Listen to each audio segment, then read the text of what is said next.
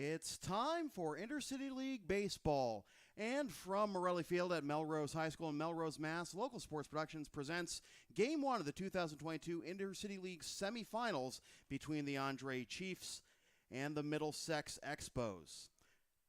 Hi, everybody, and a pleasant good evening to you, wherever you may be. Sam Feely here with you, ready to bring you the play-by-play story. And yes, that Vince Scully tribute was necessary. Giant of our business and our sport. Gone to the great broadcast booth in the sky yesterday at the age of 94. And he will be missed dearly. He will continue to be an inspiration for baseball broadcasters and sports broadcasters, really, till the end of time. Miss you, Vin. Andre and Middlesex ready to go in Game 1 of the Intercity League semifinals, and the first pitch to Juan Parra is down and away for ball one, and we are underway at exactly 8 o'clock, which is a little fascinating as Parra comes up empty for strike one, which is a little fascinating considering the players were locked out of Morelli Field until about 7:15. Fans could still get into the bleachers, and I could get into the press box, but that's in there for strike two. But players had to hurry up with their warm-ups. No time for batting practice. We'll see if that favors the pitchers tonight in Game 1 of this best-of-3 semifinals. As this is ground to the left side for a base hit for Parra, and I just got to update the title there. OBS crashed when I was changing the specs the first time.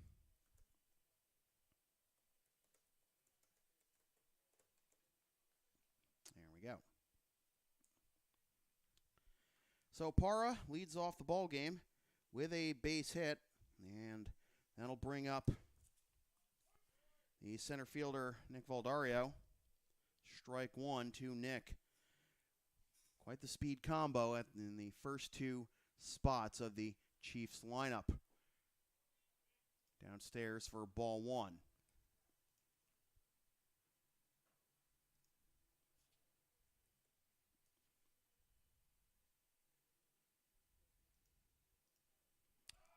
By Parra, it'll be a stolen base at an E2. That puts Parra at third with nobody out. Now a 2-1 count.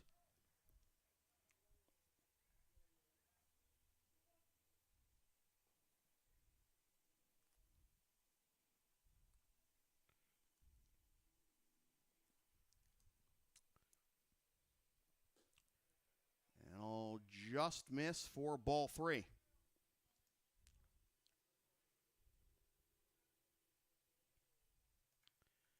Starting pitcher tonight for the Expos, as it's down away for ball four.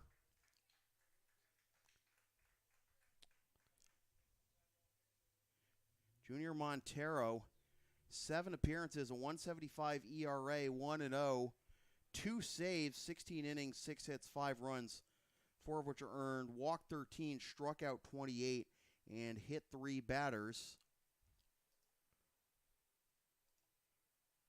But right now in some trouble as Valdario takes off for second, and he will get there uncontested.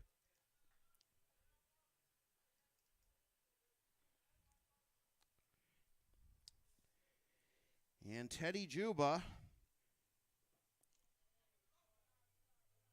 showing his great discipline, now had 2-0 in the count.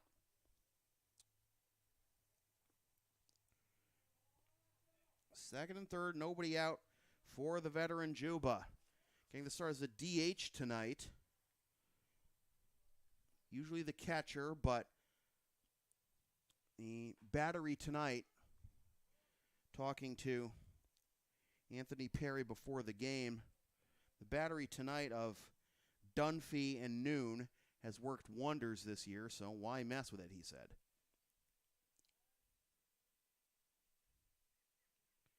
The 2-1. Way up and away. The count will be 3-1 to Juba.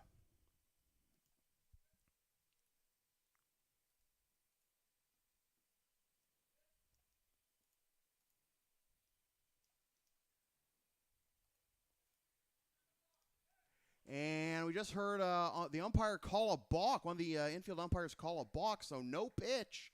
And a run comes in, and it's 1-0.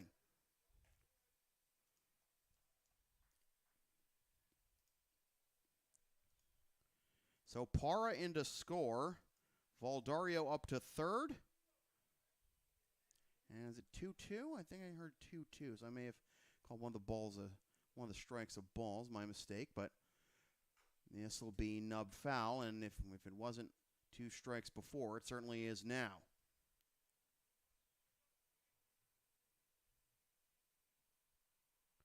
Infield comes in, but with Teddy's power, might not make a difference.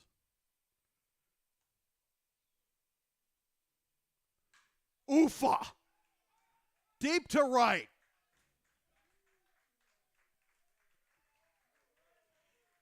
Bounces off the base of the fence. Teddy with an RBI double, and it's 2-0.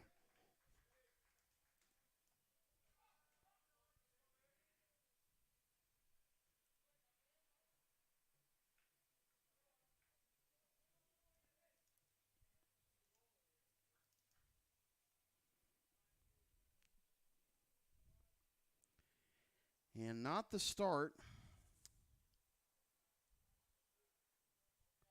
that the Middlesex Expos wanted. Certainly the number 2 seed in the Intercity League standings. And Andre coming to play here. Teddy with the RBI double. He's now at second. And here is Andrew Caulfield. And Caulfield will ground that one foul for strike 1.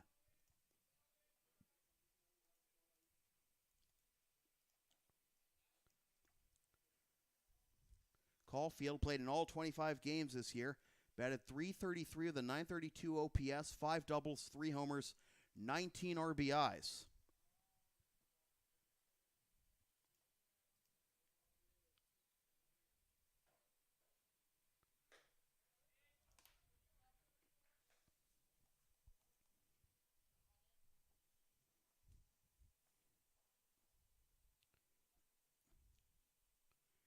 You see the surname Caulfield, and you have to hold off on calling him Holden,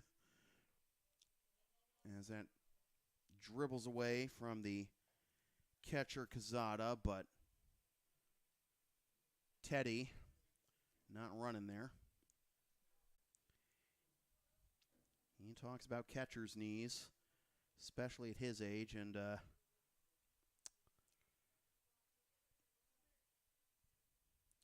maybe a younger Teddy Juba, maybe back in his Babson and Mets minor league days. Brooklyn Cyclones, I believe. Might have been able to stretch that into a triple, but still nobody out here in the top of the first. 2 runs home already for the Andre Chiefs. Swing and a miss. Full count now to Caulfield. But talking about Holden Caulfield, I got into an interesting discussion about, like, the other day about classic books and their movie adaptations. So that's ball 4, second walk of the inning, issued by Montero. First and second, nobody out.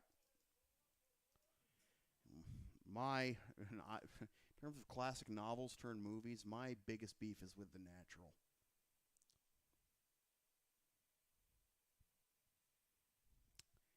Here's the catcher, Ryan Noon. And he will ground this one to the right side. Snagged at first. Only play will be there. And the first baseman, Stellato, steps on the bag. The runners move up a base. And it's second and third with 1 out. And if it's certainly probably the best you could hope for against a guy like Ryan Noon. Played in 23 games this year. Hit .371, .953 OPS, 3 doubles, 2 triples, 1 homer, and a team-high 21 RBIs. So Noon is retired. 1 down here in the top of the first. And the infield is drawn in here for John Batista, who takes down and away for ball 1. Batista, 14 games, .364 average, .1178 OPS, 2 doubles, 1 triple, 2 homers, 11 ribbies, 11 walks, only 10 strikeouts, and 2 steals in as many attempts as he's ahead 2-0.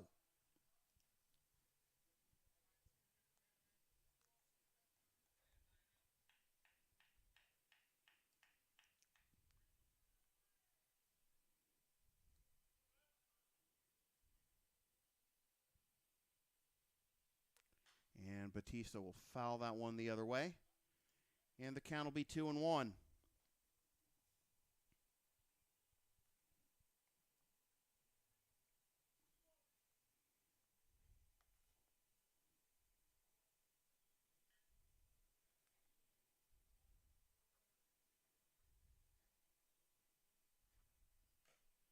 And a foul tip.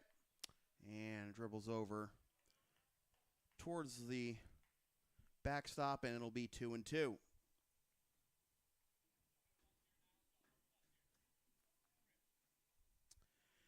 Two and two count to Batista with Diesel, the shortstop, on deck. And Batista's going to call time.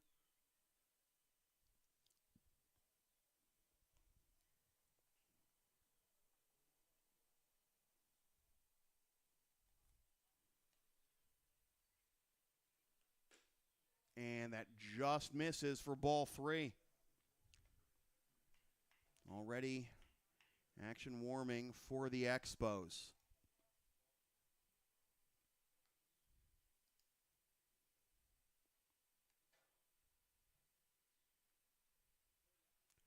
A grounder up the middle, snagged by the pitcher. Montero, the throw is offline, goes against the fence down the first base line. Juba is going to score on the error when he should have been frozen at third, and it is 3-0.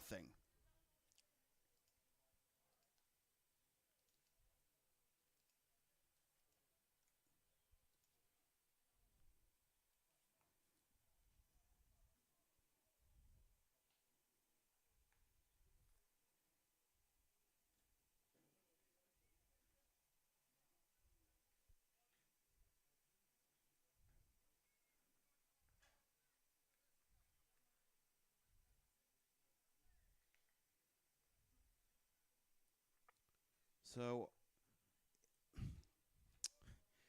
as Diesel swings and misses for a strike 1, we've had 2 runs scored here in the top of the first on a balk and an error by the pitcher. Oof. Off for second is Batista, and he's going to get into second with the 3rd stolen base of the inning for the Chiefs.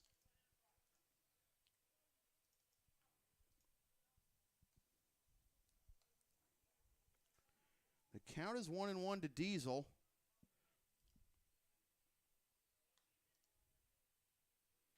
And he'll foul that one off the catcher Quezada's mask. And the count will be 1-2.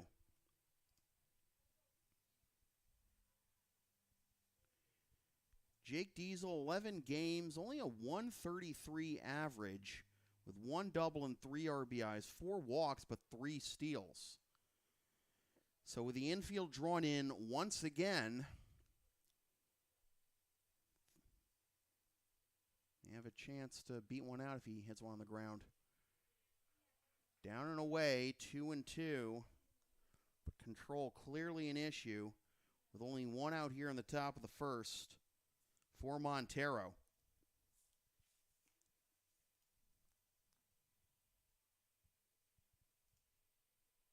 Swing and a miss. Diesel down on strikes, 2 down.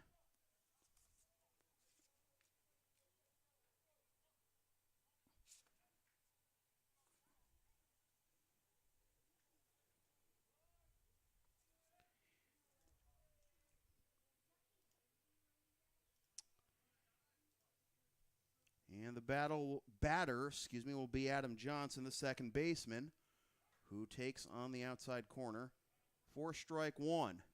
Second and third, 2 out here, 3-0 Chiefs. Johnson, 16 games, 217, 1 double, 2 ribbies.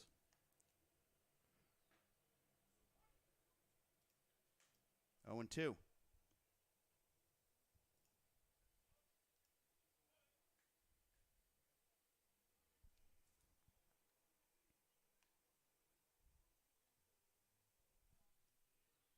And a swing and a miss. Good morning, good afternoon, and good night, Adam Johnson. The side is retired, but not before the Chiefs pick up 3 runs on 2 hits, 2 walks, 3 steals, 2 errors, and a balk. Chiefs 3, Expos coming up. Did I say Blue Sox? I meant Chiefs. Hey.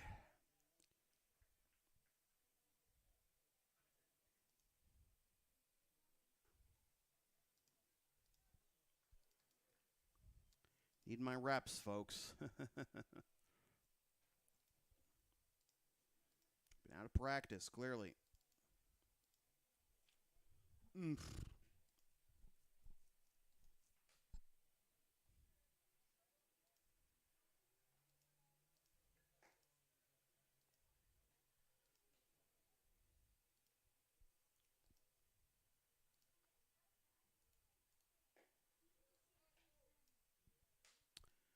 Starting pitcher for the Chiefs will be the veteran lefty Tim Dunphy. 7 appearances in the regular season, 5-2 with a 2.08 ERA.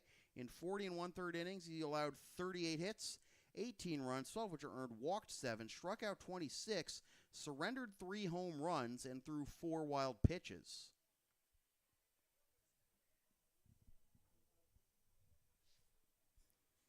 So, Chiefs 3, Expos coming to bat here in the bottom of the first.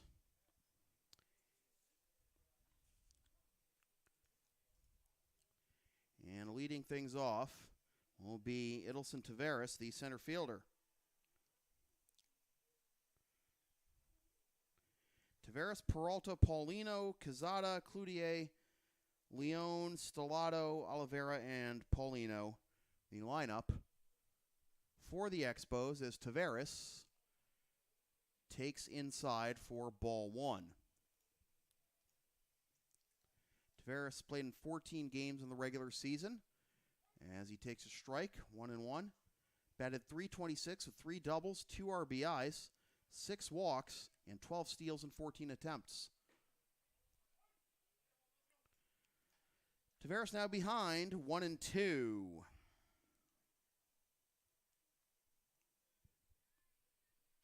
And a grounder to the right side. Second baseman Johnson fields it. And on to first for out number 1.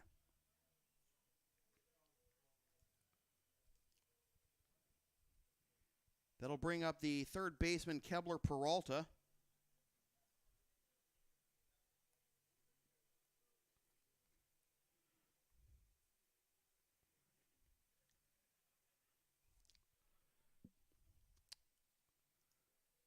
As the first pitch from Dunphy is laced down the left field line, but it will be a foul ball for strike 1.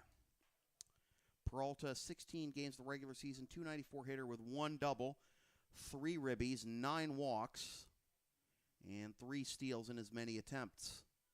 Also was hit by 2 pitches.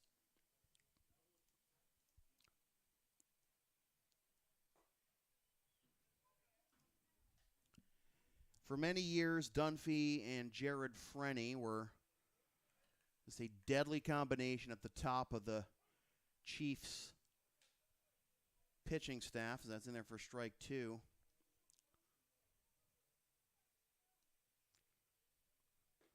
On the outside corner, strike 3 called. But it was kind of similar to, like, say,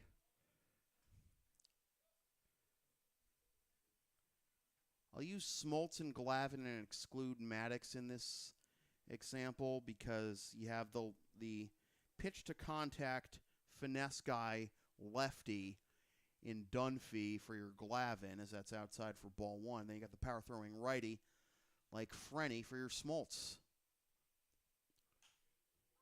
As it's popped up behind third base into foul territory, making the catch is the third baseman Ferdinand. It's a 1-2-3, bottom of the first for Jared Frenny. Chiefs still lead 3-0 after one.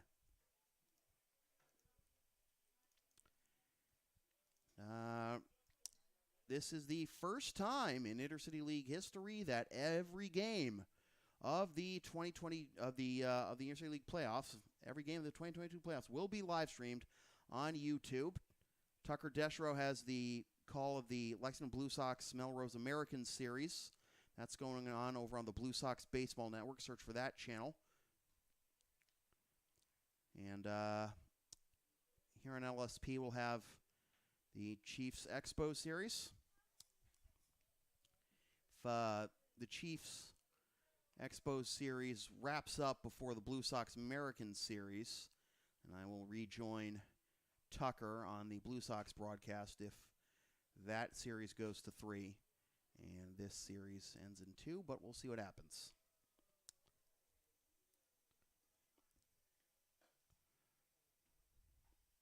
It was Leon Paulino who just popped up to end the bottom of the first. And Junior Montero back out there for his second inning of work.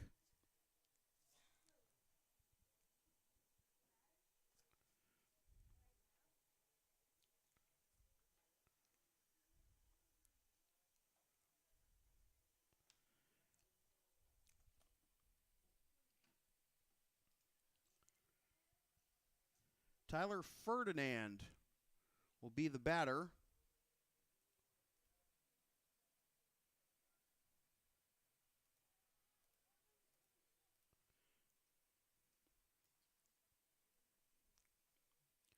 Only played in 3 games in the regular season for the Chiefs. And takes low for ball 1.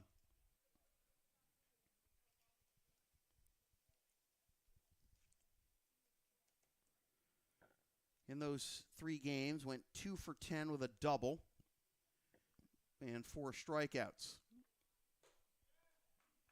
Way up and in, 2-0.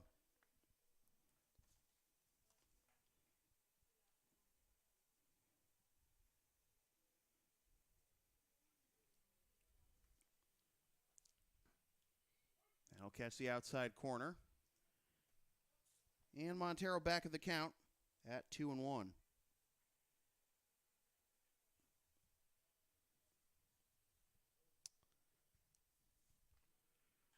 And Ferdinand fouled off what probably would have been ball 3, and the count will be 2-2.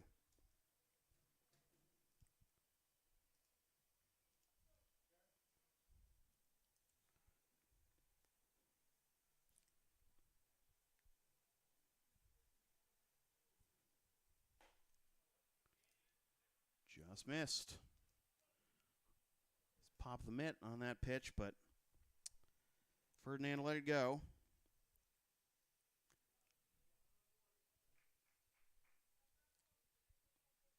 And the payoff pitch will be, excuse me, swing down the left field line, but it will be a foul ball.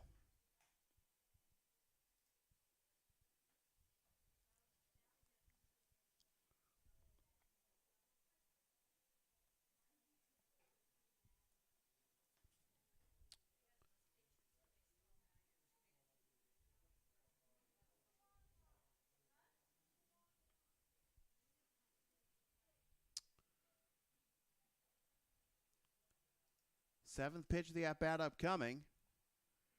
And it'll be chopped to the left side. Throw on to first in time for out number 1.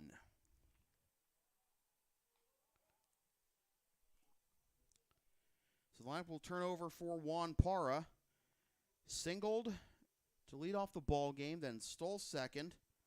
Advance on the throwing error by the catcher on that steal and then came home on a balk. And it'll come up empty for strike one.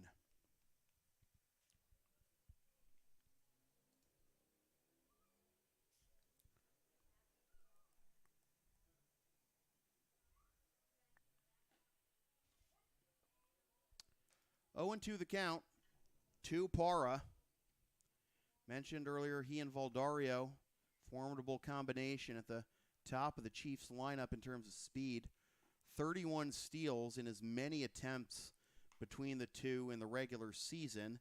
And they each picked up one more stolen base in the first, but Para comes up empty, and that is strikeout number 3 for Montero as that brings up Valdario. Outside for ball 1.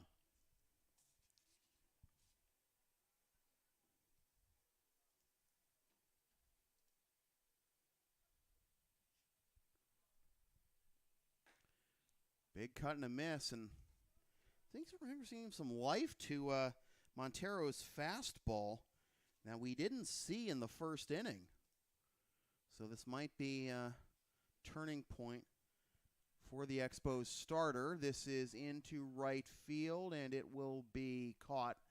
Backing up the right fielder, Paulino, for the out that retires the side in a 1-2-3 inning. A much-needed 1-2-3 inning at that. For Montero and the Expos, and the Chiefs still lead 3-0 after a buck and a half.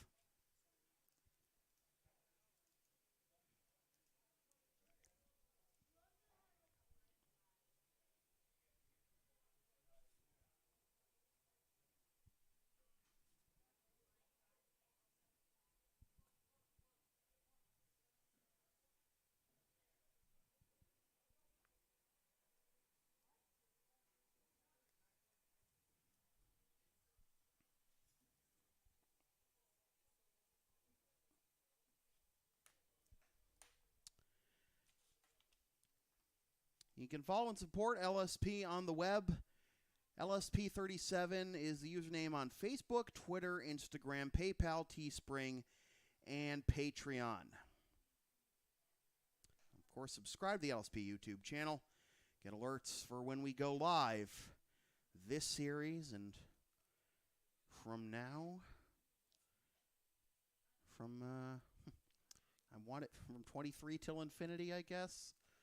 Oh, man. When it's next year, when it's 2023, you people are going to be subjected to so many Souls of Mischief and hieroglyphics references. I swear to God. If you haven't heard the song 93 Till Infinity by Souls of Mischief, it has nothing to do with the year 1993, but, 23 Till Infinity scans to 93 Till Infinity. Local sports productions scans to Boogie Down Productions. LSP scans not only to BDP, but RTJ. Prepare yourselves, folks. Here is Dionis Quezada to lead off the bottom of the second, and he takes strike one from Tim Dunphy.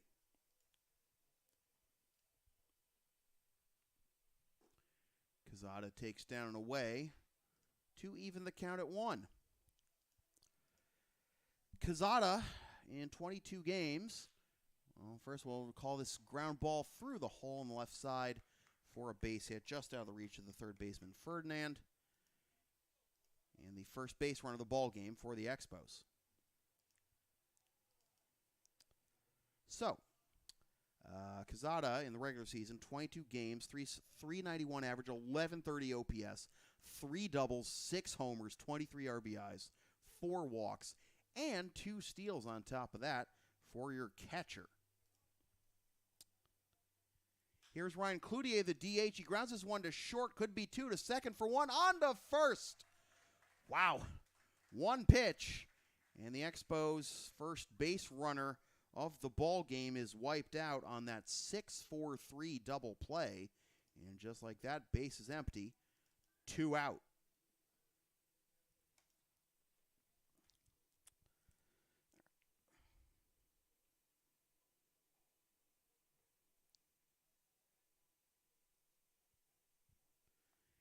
Here is E.J. Leone, the left fielder, to try to keep the line moving. He takes outside, ball one.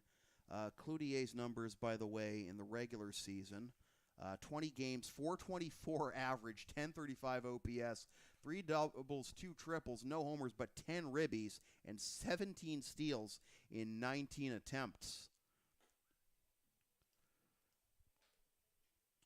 I have often heard people say that they love it when they're playing a game, like people, even players against Tim Dunphy, his opponents, love it when they play against Tim Dunphy because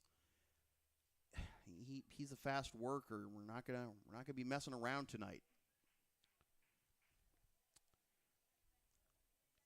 And I don't think I've seen any pitcher in the Intercity League in all my years covering it who was, slow to the point where, you would get, like, if they were, say, pitching in the majors, this is down the right field line and foul. If they were pitching in the majors, fans might start chanting a pitch clock or start booing him for taking too long, even if there are no runners on base. But nobody in the Intercity League, I don't think, has ever worked that slow. But, like, Dunphy's pace is in a class by itself in the Intercity League and just makes everyone look like they take their everyone else look like they take their sweet old time by comparison. From the Mark Burley School of Game Management, right? Burley, baseball's speed runner. Although for this 2-2 pitch, as this will be blooped into right field, and this will be caught by the right fielder, Juan Parra, for out number 3. So first hit to lead off of the ball game leading for the Expos leading off, but nothing to show for it. 3-0 Chiefs still after 2.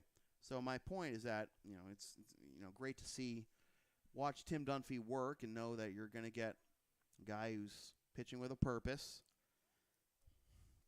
I go back to this story a lot, but game I think it was in the 2012 championship series. I have to go back on the archives. I'll let you know.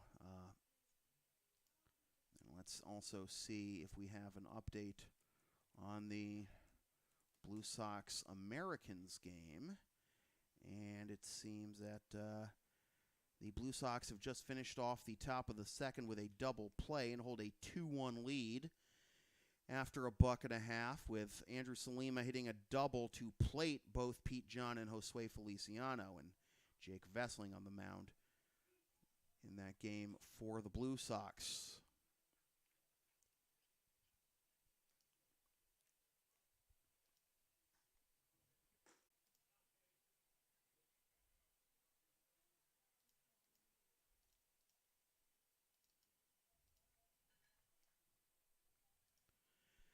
Top of the third, it'll be the 3, 4, and 5 hitters in the Chiefs lineup: Juba, Caulfield, and Noon. Montero's still out there, and Juba pops this one up, but foul and out of play for strike one. Juba doubled Valdario home back in the first and came around to score on an error by the pitcher Montero.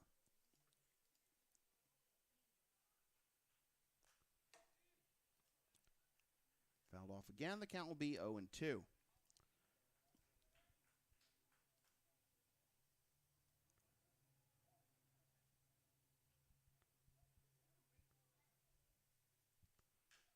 will be dribbled, foul towards the Chiefs' dugout.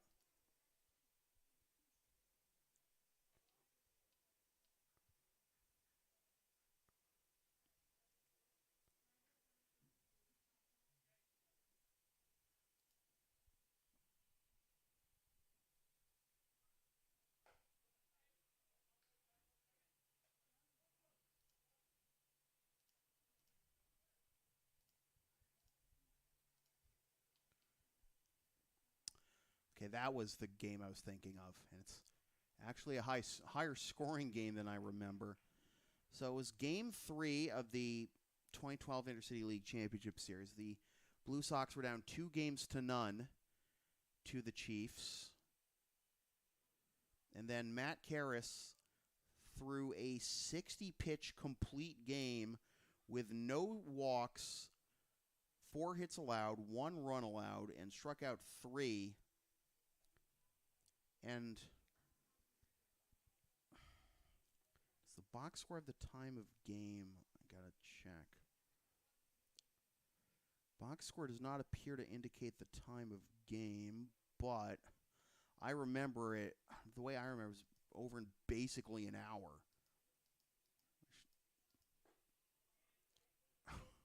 Oof. But I must be thinking of a different game because I remember Matt Karras. Yeah, that was the 60-pitch complete game. And I just remember the game taking basically an hour for the fastest baseball game I think I've ever worked at any level. Like even in, Little League. Like even when in Little League when you have the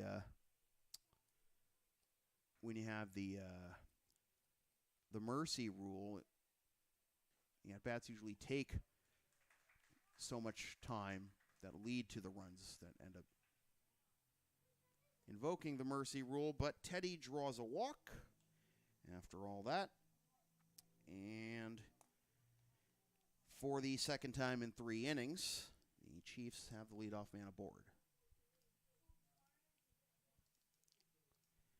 So that'll bring up Andrew Caulfield. Walked his first time up. One of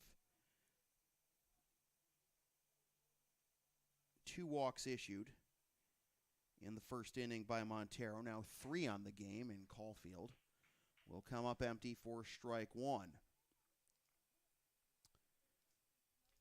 You kind of have the Chiefs' offense in kind of phases here. You have Parra and Valdaria. I mentioned the stolen base threats they pose. Strike 2. And then we look at Caulfield, Juba, Batista, and Noon. They combined for all 9 of the Chiefs' home runs this year. As that bounces away from the catcher, Quezada. He looked the other way from where the ball ended up bouncing. And Juba will get up to second on the wild pitch.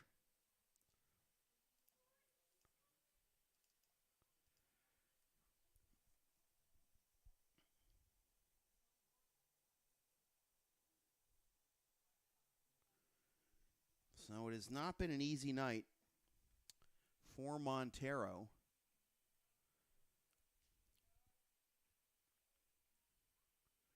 As that swung on and missed for strike 3. Does get Caulfield. So Caulfield now 0 for 1. 1 down with a runner in scoring position for Ryan Noon, who grounded out to first his first time up. But Montero, between the 4 strikeouts he has now through 2 1/3, he's committed an error. Issued 3 walks, thrown a wild pitch, committed a balk.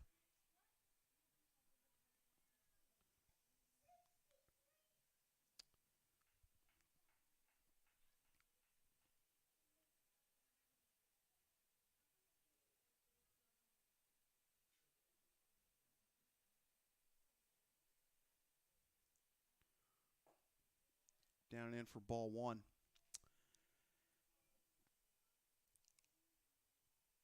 I open this broadcast with a tribute to Vin Scully, emulating his famous introduction to Dodgers broadcasts. As this will be grounded to the right side. This will be good enough to get Juba over to third, but it'll be a 4-3 ground out that retires Noon.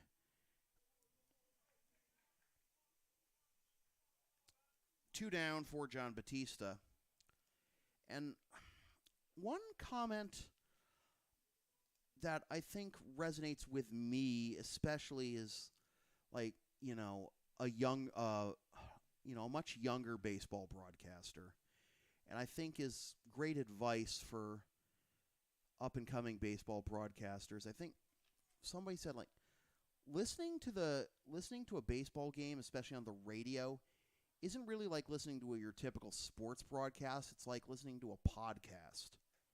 So that's ball one to Batista, and that's a great way to describe it, because for all the talk about look at Teddy bluff off of third, and then trying to draw another balk, I guess, but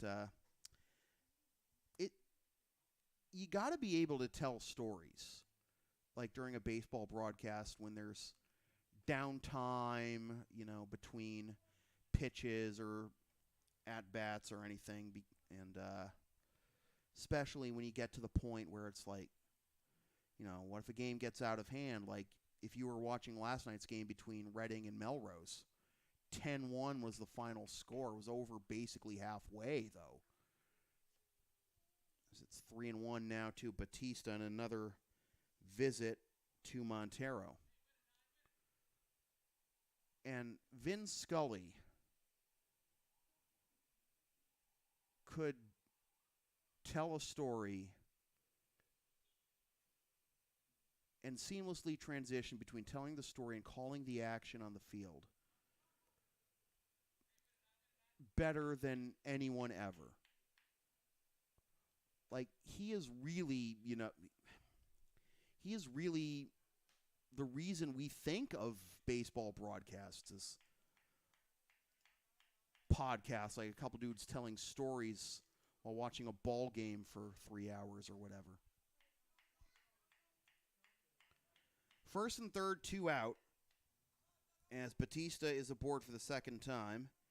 Jacob Diesel to the plate, struck out his first time up. Like a lot of the old-timey radio broadcasts, old-timey baseball radio broadcast parodies you hear, those parodies are based on an era before Vince Scully. And here is one wild statistic I came across while reading the tributes to Scully today, as this is fouled down the right field line. That'll get out of play. It's estimated that Vin Scully has watched 4% of played in Major League Baseball history.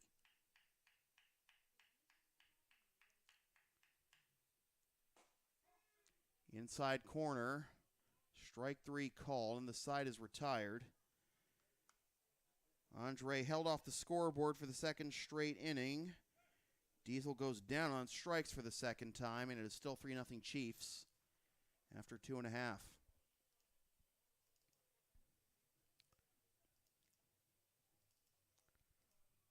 But that doesn't sound like a small number. That doesn't sound like a big number. 4% of anything, what does that mean? What does that mean? There haven't been 162 games in a season throughout the history of Major League Baseball, but it's pretty much been triple-digit games a season every year almost since the Cincinnati Red Stockings were incorporated in 1869. And the National League was founded in 1876. Vin Scully, a man who was born in 1920, was born in the 20s. Yes. You add Carlson onto our scorecard? New pitcher? Okay. For next inning? Yeah, he's not going in. Gotcha. Put him on the card. Okay, gotcha. Also, I'm not the official scorer, so I don't. I'm just doing the broadcast. Yeah, I got it. Yep. All right. But 4%, what does that mean? That means he's watched the most baseball of any human who has ever lived on planet Earth, with maybe the exception of Connie Mack. This is smacked into left and will get down in front of Batista for a leadoff single for Mike Stellato.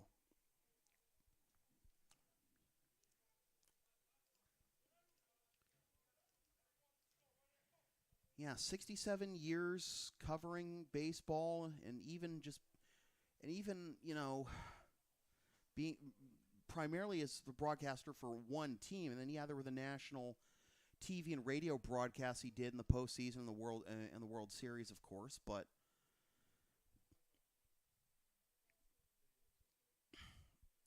4% of all Major League Baseball games in history.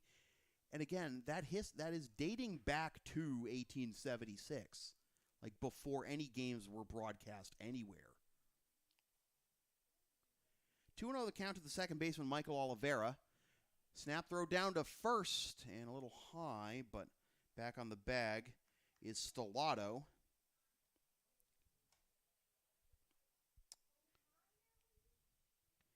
And another wild fact to take into consideration when you consider that Scully has watched that much baseball, and we don't know how much baseball he watched when he wasn't covering games.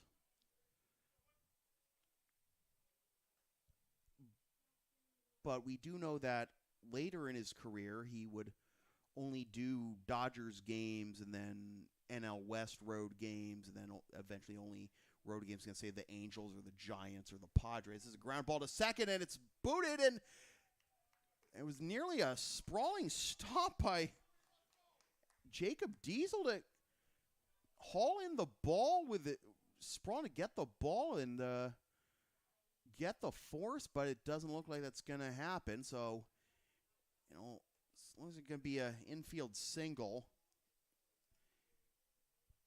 Deflected by Johnson, then Diesel tried to haul it in. So first and second, and now the tying run all of a sudden to the plate for the Expos.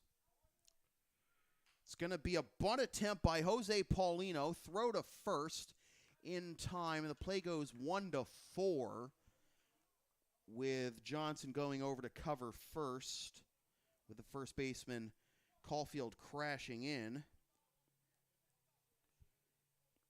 So Paulino is retired on the sacrifice bunt. Again, it goes 1-4. And the lineup will turn over for Idelson Taveras, grounded out to second his first time up in the first. And he'll hit this one into left field, and Batista will not make the catch.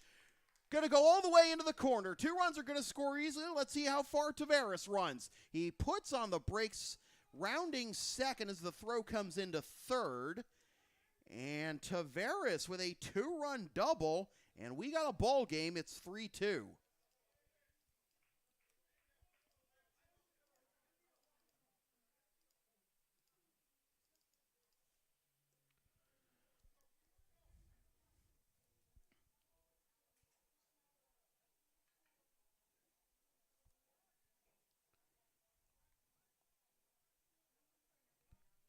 So now the tying run in scoring position, and the go-ahead run at the plate in Kebler Peralta, who hits it into right.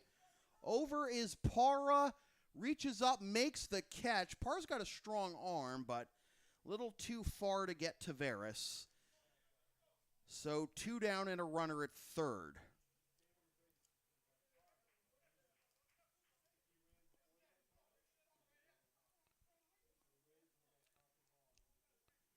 So Taveras at third, Paulino at the plate. Paulino popped up to third, his first time up to end the first. I'll finish my thought about Vince Scully's game-watching tally between innings, as this is a very slow roller to short, fire on to first. They said he was safe. A very late call at first. Caulfield hunched over with his hands on his knees. Can't believe he didn't get the out after Diesel charged that one.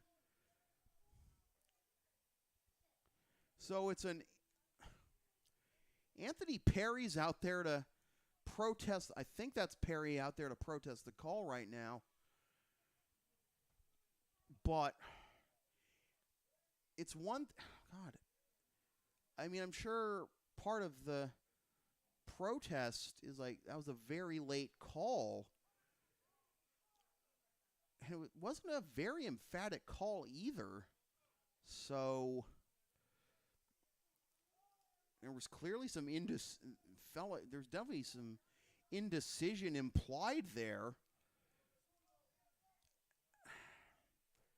At least as far as we're concerned. Throw down to first, and again back into first safely is Paulino. 1-0 the count. This game is tied. And Cazada hits this one into center field, pitches the bat, it's gone! 5 runs in the bottom of the third, and the Expos take the lead.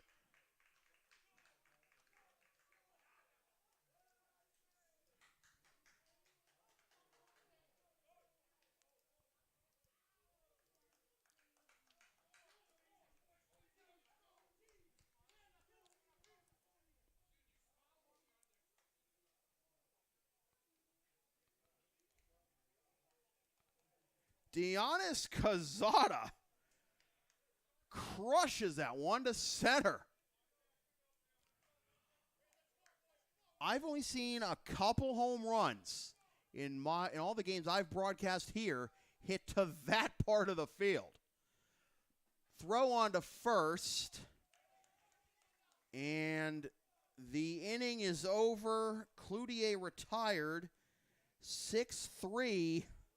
But the damage has been done as the Expos explode for 5 runs, capped off by the 2-run moonshot to deep center by Cazada, and it's 5-3 Expos after 3.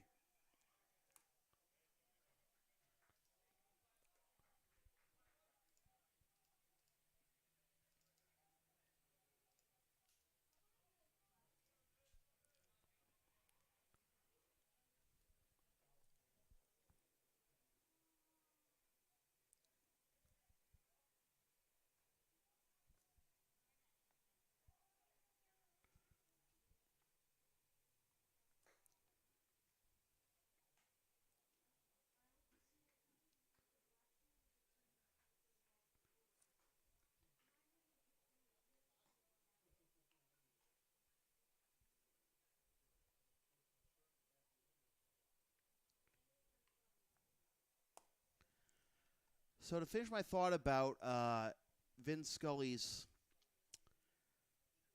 games watched total, 4% of all games in Major League history, right up there with Connie Mack for most of any human ever. And towards the end of the career, obviously, he did not broadcast Dodgers road games except for games in the NL West or against, say, the LA Angels. And for many years, Scully said he did not watch on TV even, or attend in person, a game he himself was not broadcasting.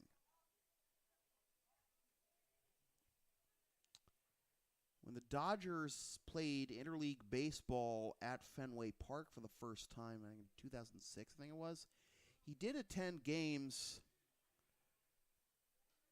with Dodgers owner Frank McCourt, but he was not broadcasting them, I believe, for Prime Ticket, which was the Dodgers TV partner at the time.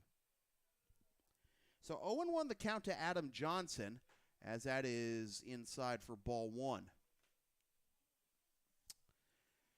Johnson, Ferdinand, and Parra due up here in the top of the 4th for the Chiefs.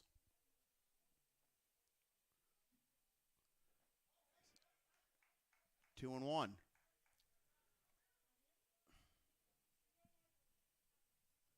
Very late appeal to first, but pretty clearly did not go around. But with the 8, 9, and 1 hitters due up here, now that your offense is giving you the lead, Montero's got to attack and get a 1, 2, 3 inning here. This is the part of the order you want to just not dawdle with and get a quick inning and then get your boys back on offense so they can give you some more runs. 2-2.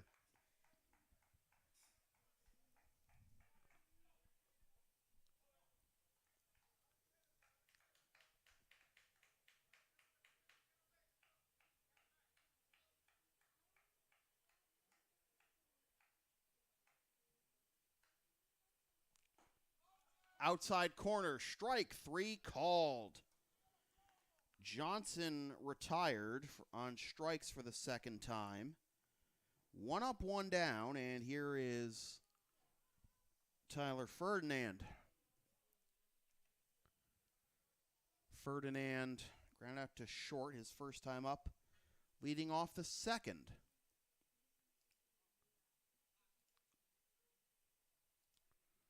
Ferdinand trying to bunt his way on, and it's a strike.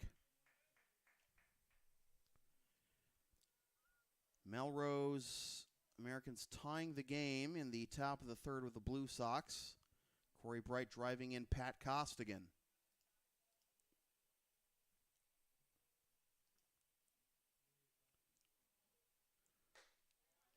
Ball 1.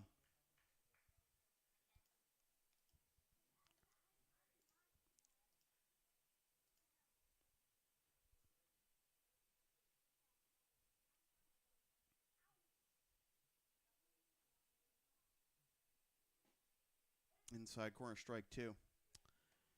My favorite Vin Scully story is when he was talking. It was a start that Madison Bumgarner was making for the Giants against the Dodgers. As this is ground up the middle, and that will get through for a base hit. So, first time any of the bottom 3 hitters in the Chiefs' order have reached base tonight. Was Ferdinand is now 1 for 2, and the line turns over for Parra. Scully was talking about Madison Bumgarner, and this was sometime, might not have been 2015, but it was after the 2014 World Series and the epic performance Bumgarner put on. Swing and a miss for strike 1 to Parra.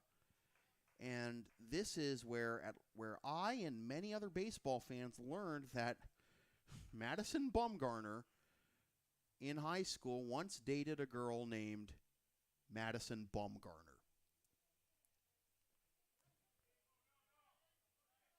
1-1.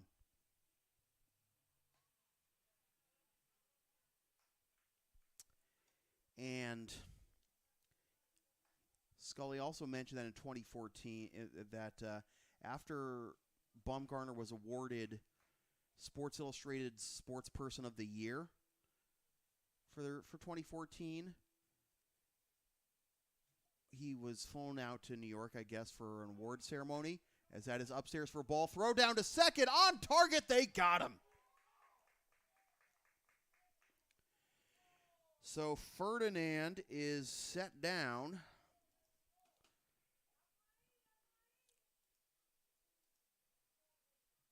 Base is empty, now 2 out for Parra.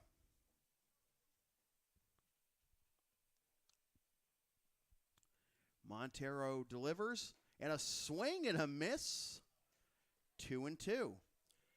And to finish up the Scully-Bumgarner story, Scully mentioned that when Bumgarner went to New York to accept the award from Sports Illustrated, Bumgarner wore the first suit he ever owned to the ceremony. And a swing and a miss and a pitch down and away to Parra. And Montero is feeling it right now, and so are the Expos. Halfway home, 5-3.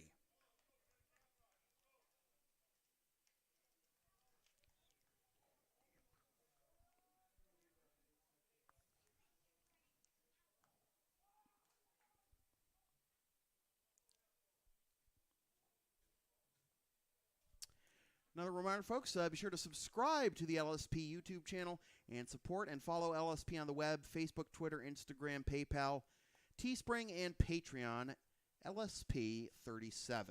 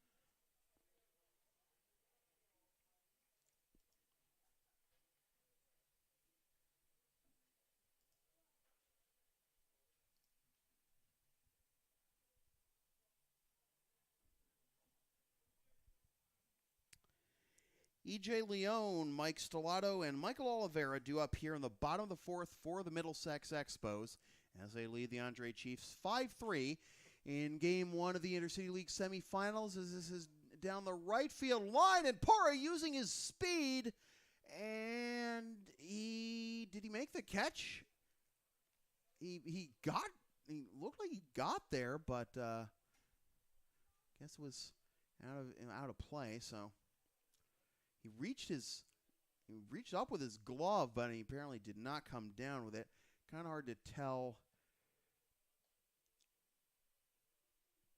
He was in that one spot down the right field line. You can't see it with the steady cam here, but it's a spot down the right field line that is a little less lit than the rest of the foul territory down there. 0-2 to Leone, who flew out to right his first time up in the second. So I mentioned in the top half of this inning how Montero needed a quick inning to capitalize on his batter's momentum. He did just that. And now let's see if the Expos offense can keep it going against Dunphy.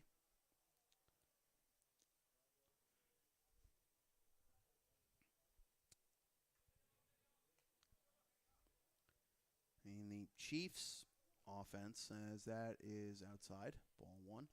The Chiefs offense tagged Montero for 3 runs, with 2 of them coming on a balk and an error by Montero, and haven't been able to punish him since.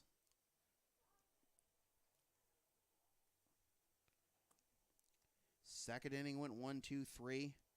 Third inning they left runners at the corners. Fouled off again. Fourth inning, 1 out single. Ferdinand then gets thrown out trying to steal. I mean, Dunphy was on cruise control through the first 2, but now he allows a bloop single between the second baseman and right fielder to Leone to lead off the fourth. Not seeing anyone working for the Chiefs right now in the bullpen. I mean, in addition to Dunphy's quick pace, he's also pitches a lot of innings. It's down and away for ball one to Mike Stellato, who singled leading off the third. That began the 5-run rally last inning for the Expos. 1-1.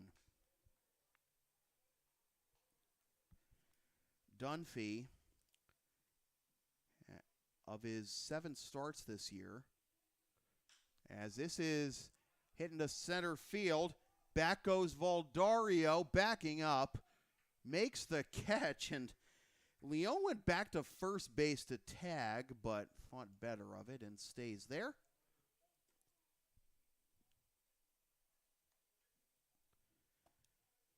One down. And Michael Oliveira, the second baseman, will come to bat. Also singled and scored last inning.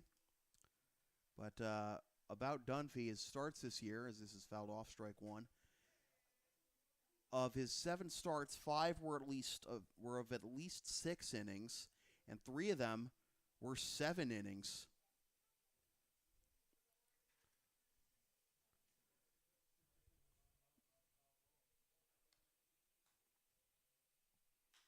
This will be down the right field line, and that will get foul. So 0-2 the count to Oliveira.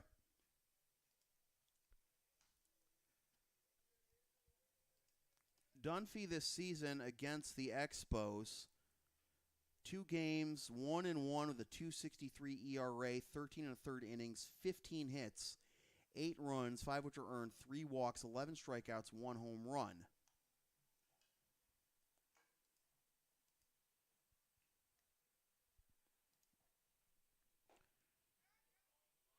Just missed for ball 1.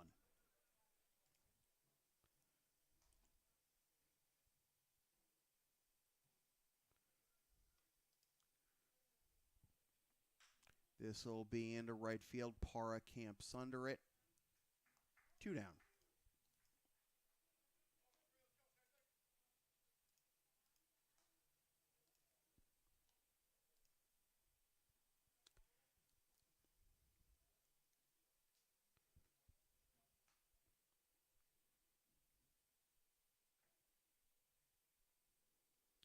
Dunphy's 2 starts against the Expos, by the way, were within his first 3 starts of the season and came within 9 days of each other, June 4th and June 13th. Leone takes off for second, throw down there, not in time.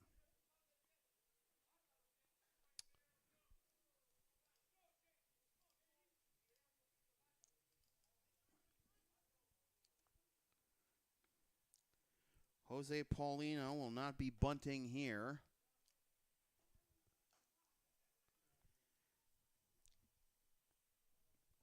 Gave himself up on a sac bunt last inning.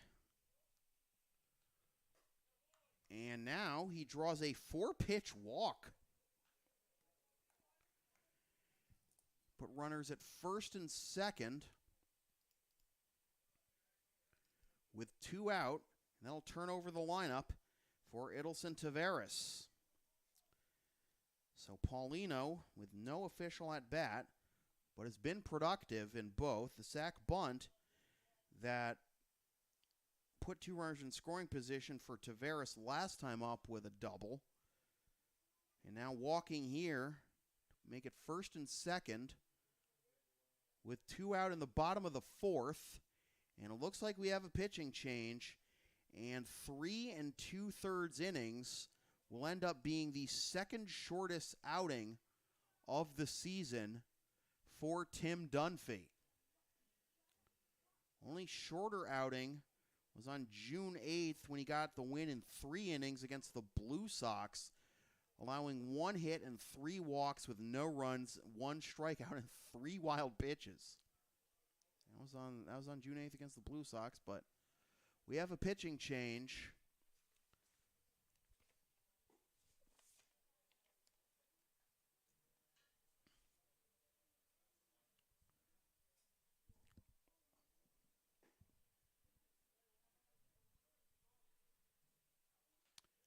Trying to catch the jersey number.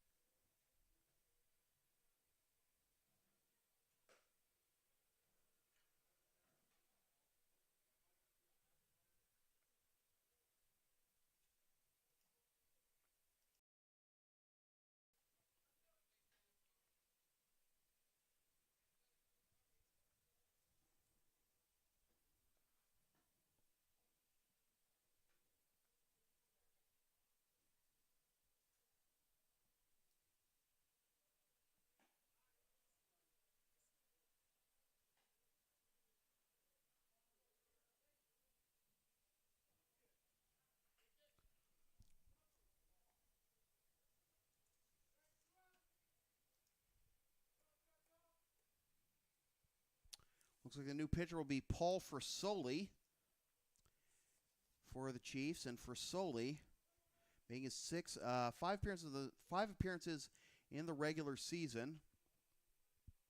As that'll be outside for ball one. 1-1 with a 2.71 ERA in 10 1/3 innings. Has allowed 9 hits, 8 runs, 4 of which are earned, walked 7, and struck out 17.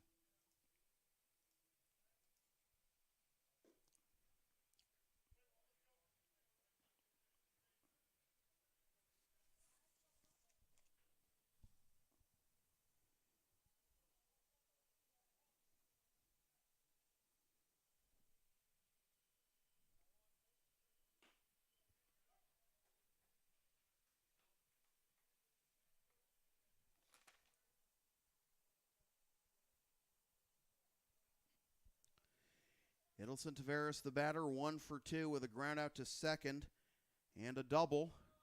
2-run double and a run scored last inning. 2-2 the count now to Tavares, with Leone at second and Paulino at first. Runners take off, and it's hit deep into right field. It's going back in a reach and making the catch, Nick Valdario. And the side is retired, and Chiefs get another scare on a deep fly ball, but won't get punished this time, but it still is 5-3 Expos after 4.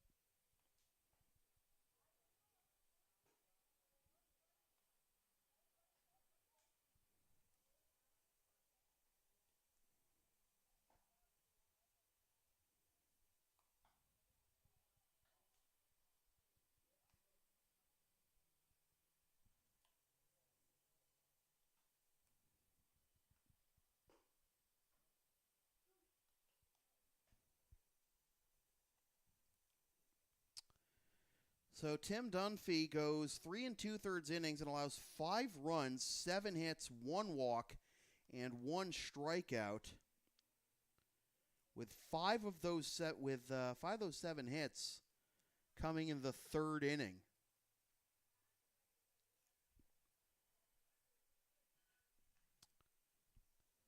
Montero's still out there.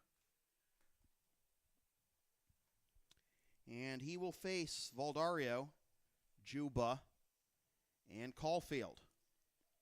Top of the 5th, Middlesex on top of Andre, 5-3.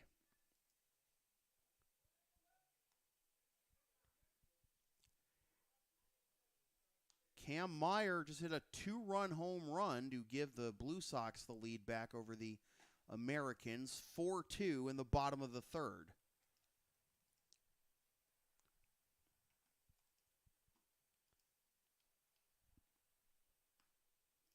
So the teams wearing powder blue doing well tonight. Blue Sox wearing the powder blues against the Americans. They're up 4-2. Middlesex on top of Andre, 5-3 right now in the 5th.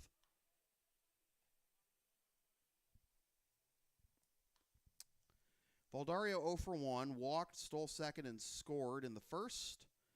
Flew out to right in the 2nd.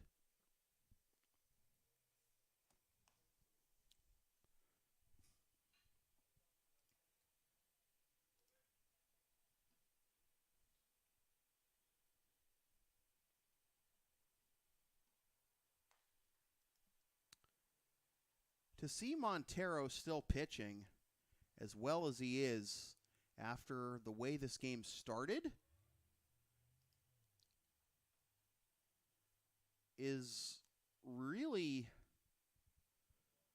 fascinating to me. I mean, he had only 1 outing this year longer than 3 innings. He pitched 4 innings against Lexington on July 21st. He had 1 outing of 3 innings against Malden on June 28th. And then he had 4 outings of 2 innings and pitched 1 inning against Andre on June 4th. I mean, every pitcher was a starter at one point, but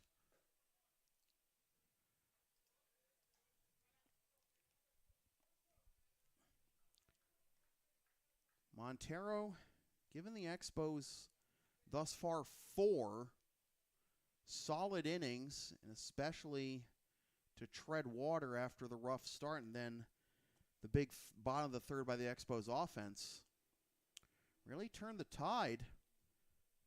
And remember, this semifinals is just a best of 3. Swing and a miss, strike 3. Valdario down on strikes. 8 strikeouts now through 4 to third for Montero.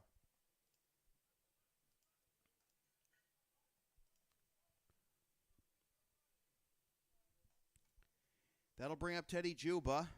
1 for 1 with a double, a walk, RBI, and a run scored. And he'll take on the inside corner for strike 1.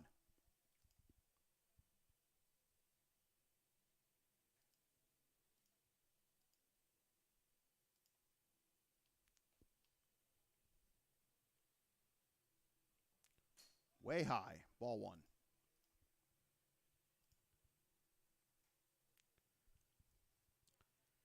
Now, the 8 strikeouts in 4 1/3 innings should not be terribly surprising. After all, Montero averages 1.75 strikeouts per inning.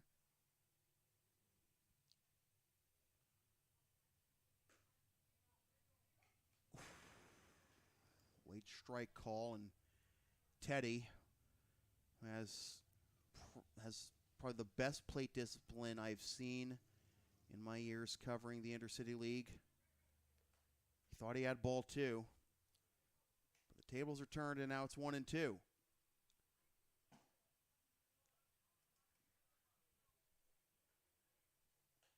Two and two. So if you go back and look at Montero's stats and see that his season high in strikeouts is 6, and that 4-inning appearance against the Blue Sox on July 21st, as that'll be a check swing on a ball in the dirt. Cazada not going to get an appeal, and it's a full count. So like I said, 6 strikeouts in 4 innings against the Blue Sox. Well, Montero had 7 through 4 and is now up to 8 through 4 1/3. Also, in that game against the Blue Sox, Montero allowed 4 runs, 3 of which are earned, as Teddy finally gets his walk.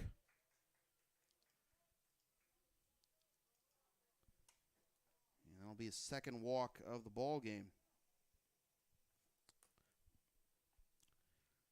That start against the Blue Sox on the 21st, Montero allowed 4 runs, 3 of which are earned.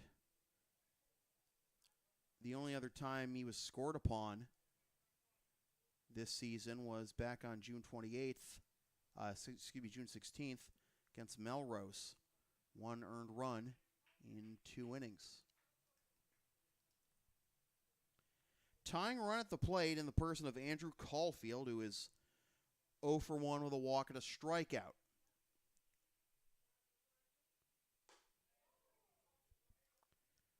Control has been wavering for Montero for pretty much the entire game. Like, it's basically coming and going for him.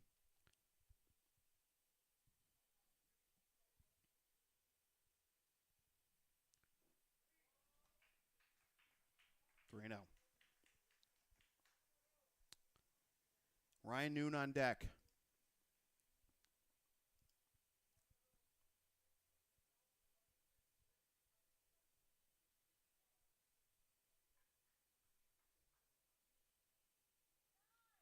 Montero did allow 13 walks in 16 innings.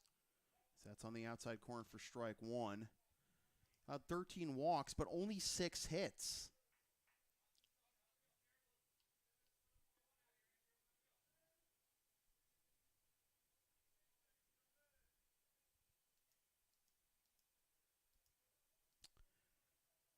Three and one, the count to the power hitting Caulfield.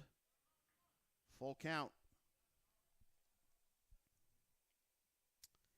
Juba at first after the one-out walk. And Ryan Noon on deck. There had been action warming behind Montero earlier, but no one warming right now. The 3-2. Ball 4.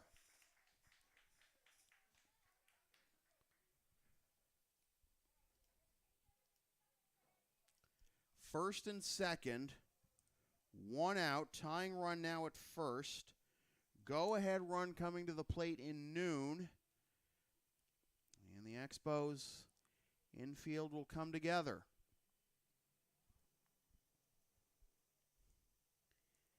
Now Noon is 0 for 2 with 2 groundouts. So he is due. And they are not going to take their chances with Montero against Noon. They will bring in a fresh arm. So Montero goes 4 to third.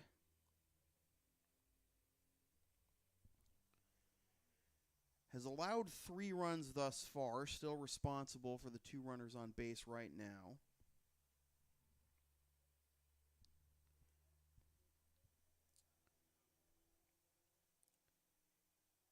Three hits.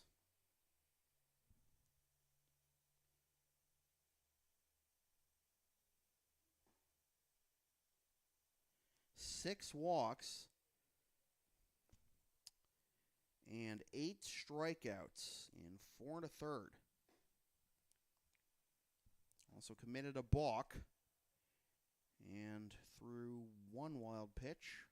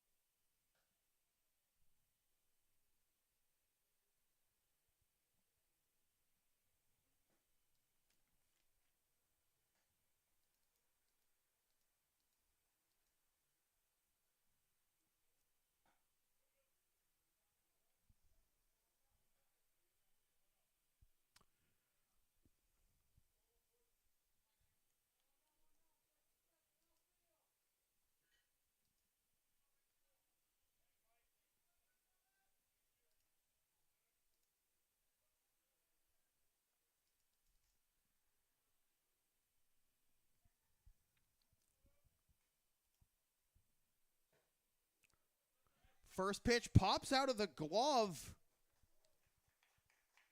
of Quezada. That's going to be a pass ball. And Ryan Cloutier, who started the game as a DH, now the pitcher. And then Anthony, third base coach coming to the down to home plate. I'm wondering if he thought the pitch hit Noon, but that's going to be a passed ball. So second and third for Noon, 1-0 the count, and he hits this foul the other way, 1-1.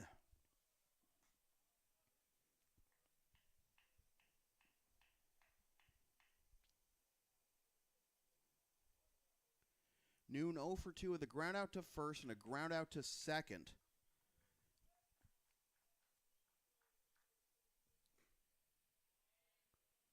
2-1.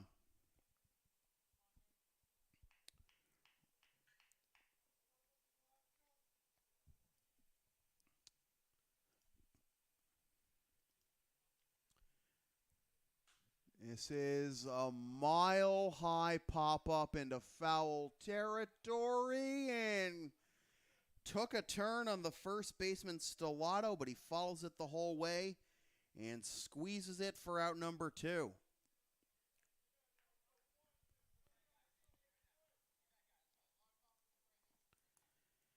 So Noon 0 for 3, and it'll be up to John Batista. 0 for 1. Reach on error in the first, walked in the third.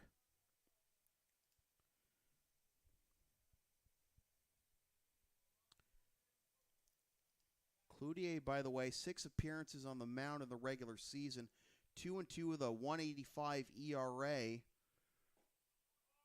As that's in there for strike 1. 11 third innings, 11 hits, 7 runs, 3 of which are earned, walked 3, struck out 13, and hit 1 batter.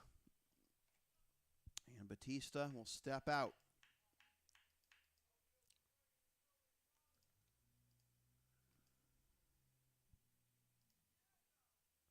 Batista against the Expos this season, 1 for 5. With 2 walks and a strikeout. Teddy dancing off of third again, hoping to draw a balk. Juba at third, Caulfield at second.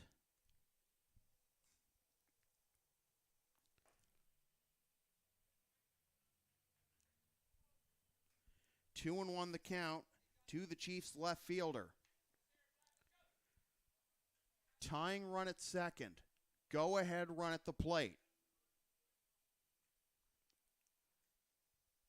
Cloutier comes set.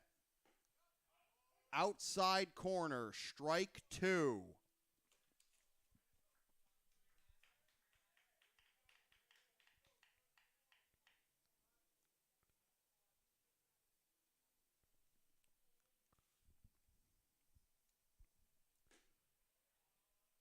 Ball 3.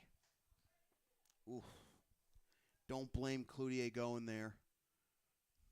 That outside corner to right-handed hitters. It's been working wonders. First for Montero, and Cloutier got the call on strike 2. Just missed there for ball 3. Batista stepping out again. Trying to pull the Chiefs level. The Chiefs led 3-0 after half an inning. 5-run bottom of the third. Swung the game in the other direction for the Expos. And foul.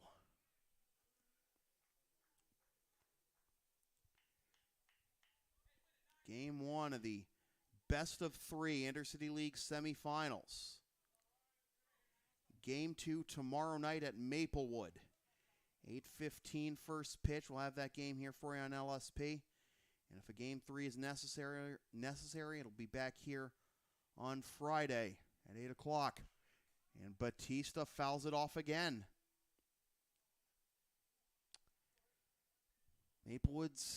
Morelli's getting some use in the next 2 weeks. Kind of resawed the grass outside the first and third base dirt, it seems. This will be into right field, and it will be caught by the right fielder Paulino, and the Chiefs strand 2 runners in scoring position. Cloutier keeps the lead intact for Montero, and we are through 4.5. And it is 5-3 Expos.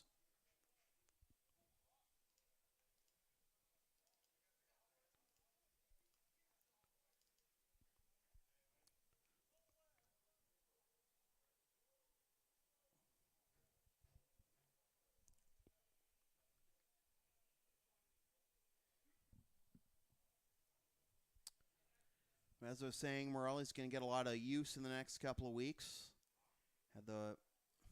played host to the last regular season game on this past Sunday.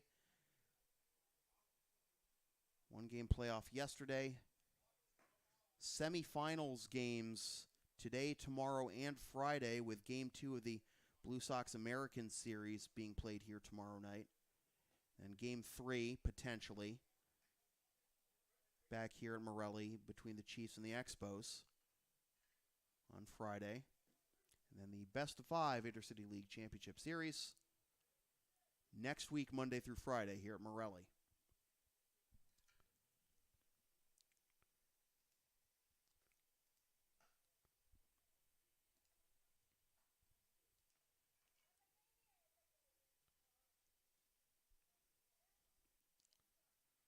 Well, the tables have turned again over at Lexington High as Melrose scored 3 runs in the top of the 4th to take a 5-4 lead on the Blue Sox. And Ryan O'Rourke took over in the top of the 5th for the Blue Sox, and the Americans now lead 6-4 after 4.5. Frisoli deals strike 1 to Kebler Peralta. Peralta, Paulino, and Cazada due up here, 2, 3, and 4 hitters in the Expos lineup. And that nearly came in and got Peralta, who is 0 for 2, with a strikeout and a fly out to right. And he was one of 2 Expos batters who did not reach base.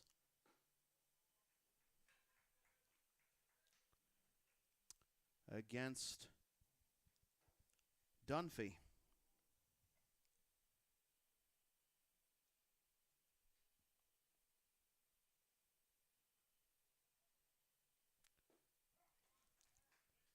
And strike 3 called. And Peralta goes down on strikes for the second time. He's 0 for 3. And that'll bring up Leon Paulino, who just hauled in a big out to end the top half of this inning, with the Chiefs getting runners to second and third.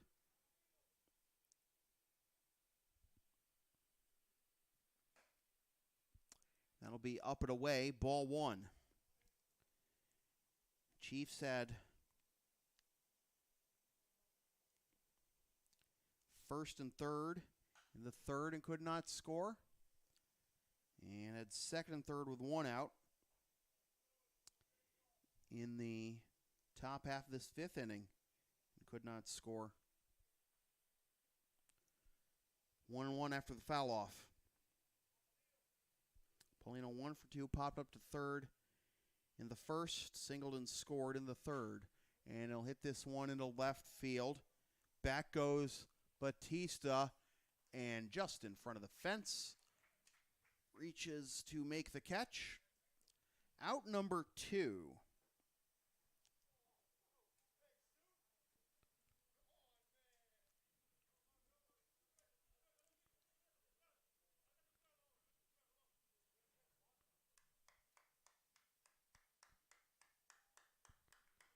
I actually must have missed a spot in the lineup. Did I?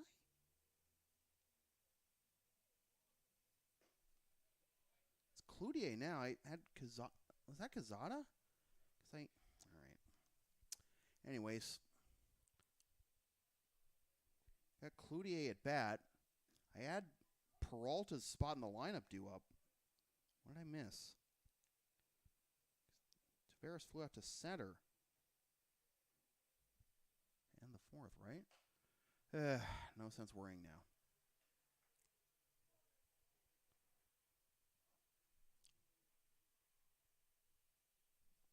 Oh, it is Cazada. It's just are they both wearing 8 or something? Must be. Wow. Okay, that's what's going on. It is Cazada.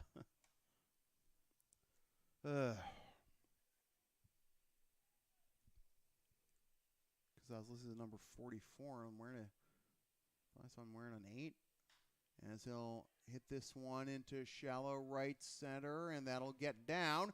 And it bounces away from the right fielder Parra, but right to Voldario. So Cazada reaches on his third hit of the ball game. 2 singles now to go along with the home run. And now Cloutier. He's glad to see Dunphy go. Grounded into a 6-4-3 double play in the second, and grounded out to short in the third. And it'll come up empty for strike one. In the top of the sixth, the Chiefs will have the bottom 3 hitters in the lineup due order. Jacob Diesel, Adam Johnson, and Tyler Ferdinand, who have thus far gone a combined 1 for 6 with 4 strikeouts. 0-2. I mentioned Cloutier's numbers as a pitcher this year. As a batter, he is a .424 hitter with 1035, OPS 3 doubles, 2 triples, and 10 ribbies. And I actually did mention that. So, good to have a two-way player like him in your lineup.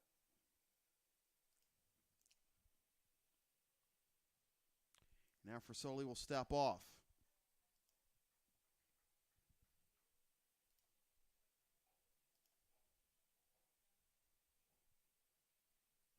And a foul tip, but not held on to behind the plate by Noon. So the at-bat continues.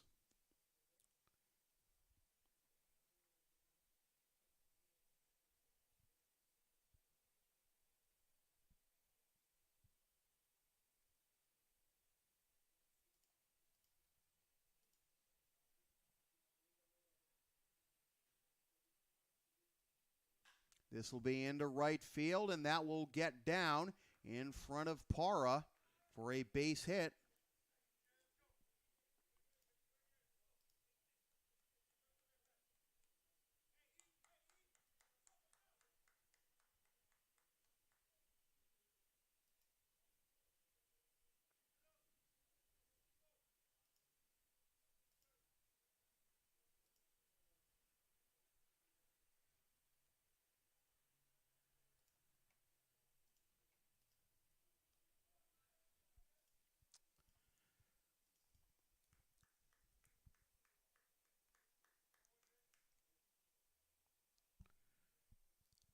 Two on, 2 out for E.J. Leone, and he fouls this one off for strike one.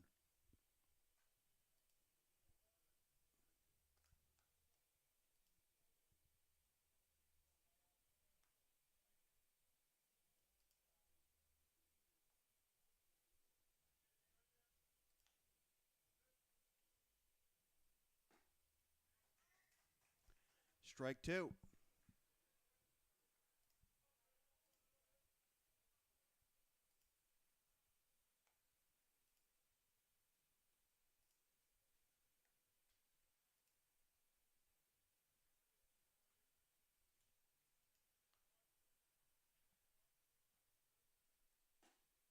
And that catches the outside corner for strike three called. So Frasoli keeps the striking distance after back-to-back 2-out hits. And we go to the top of the sixth. Still 5-3 Expos.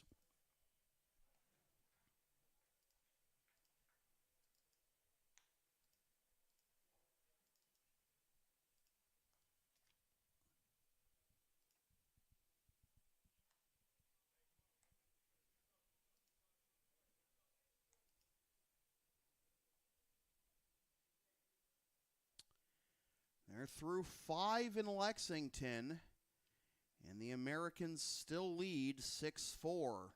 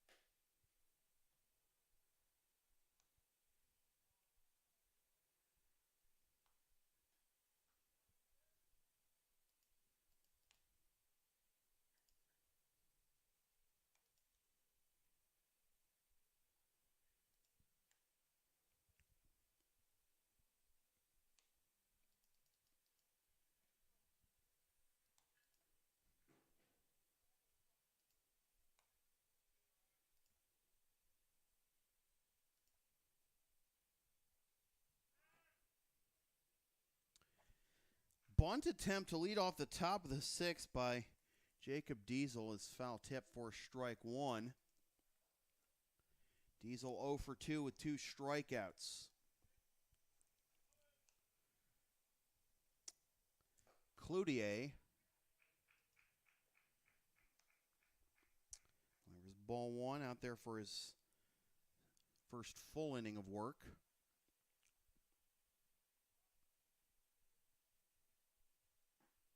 Swing and a miss. Count will be 1-2. So if you're wondering,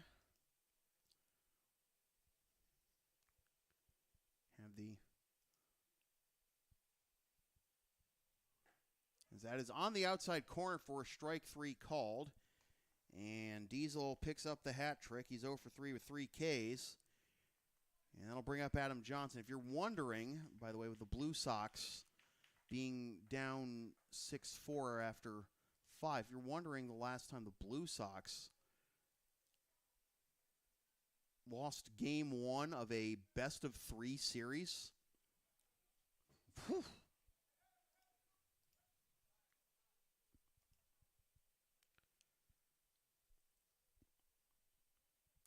Well, I'll have to double-check the... 1 second.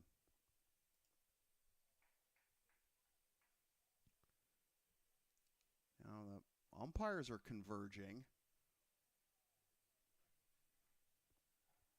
Some disagreement over whether whether maybe Johnson was hit.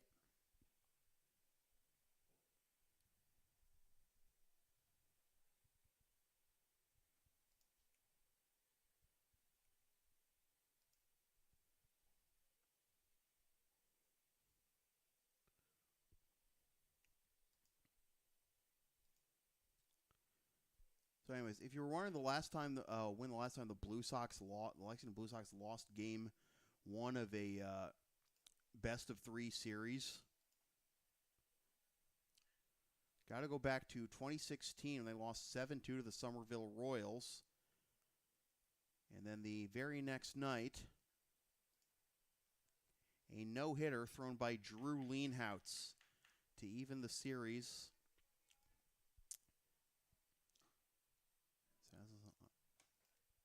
Strike 1. And then they had to beat the Royals 4-3, hang on to a 4-3 lead in Game 3 of that series.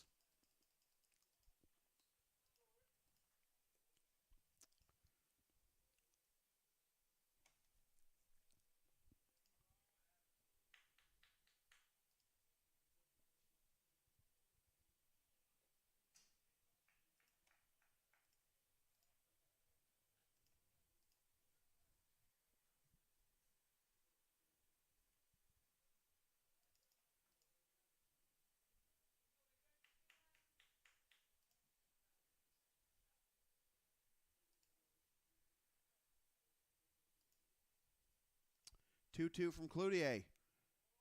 Breaking ball down and away, 3-2.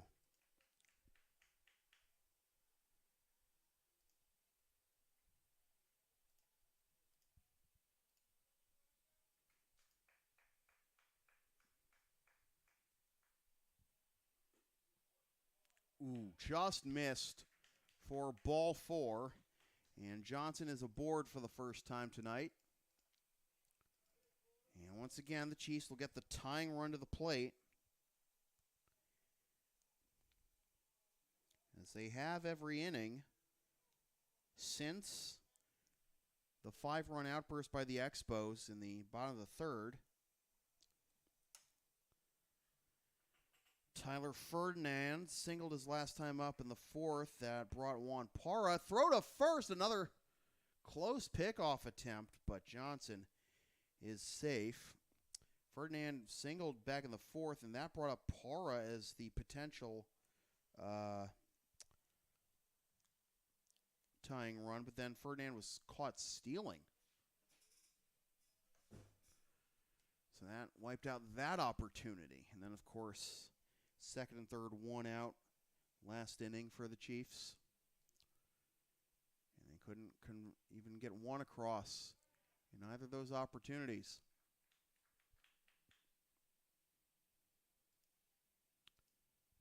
This is the first time, by the way, that the Expos and Chiefs are meeting in the Intercity League playoffs. As this will be grounded, goes off the pitcher, Cloutier. Only play will be to first. And it's not in time.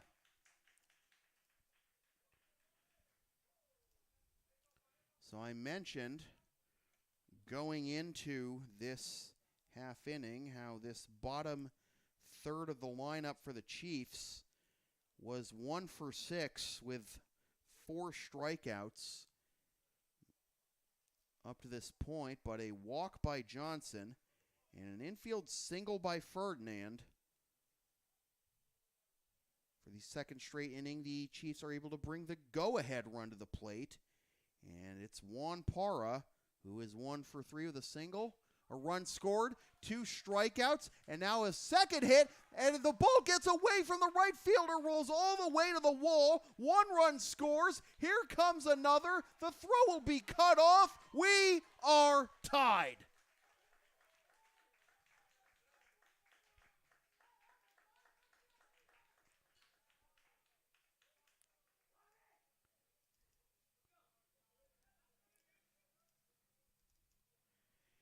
That'll be a single and an E9.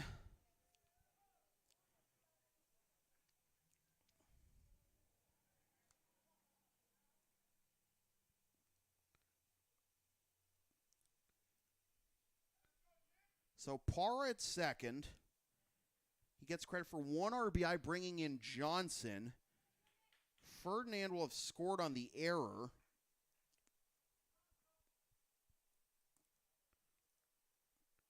And now Nick Valdario.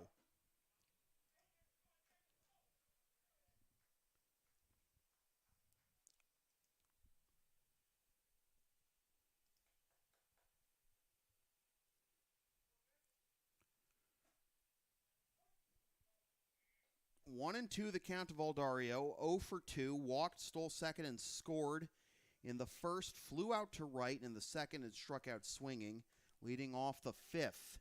So it'll be a blown save for Cloutier. And Valdario will foul that one off.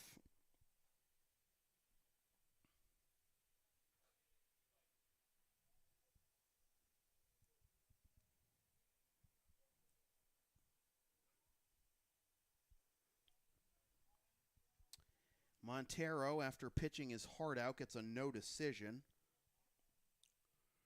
And a swing and a miss by Valdario. 2 down. Valdario down on strikes for the second time. He is now 0 for 3. And with Teddy Juba coming to the plate, a conference.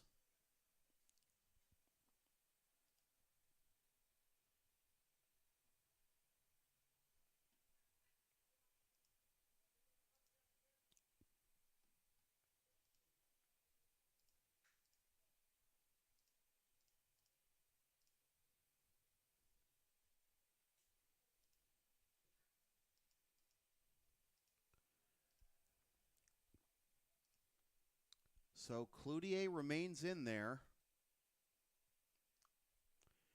to face Juba.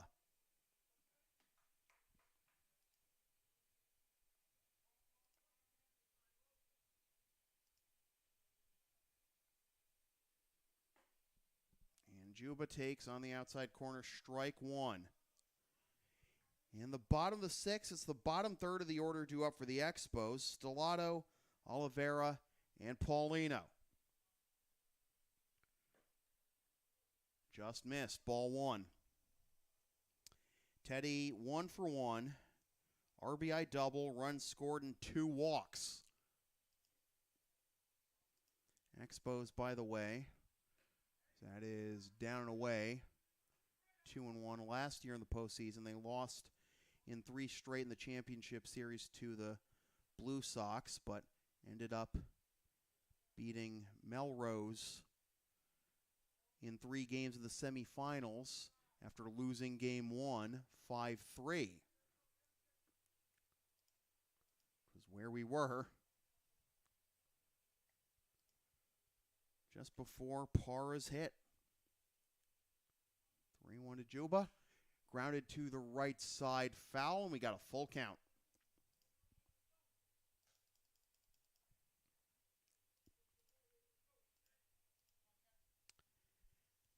Juba this year, 343 average, 506 on base percentage, 21 walks to just 13 strikeouts, 3 homers, 18 RBIs, 1028 OPS, and he draws his 3rd walk. Well, that is Teddy Juba for you.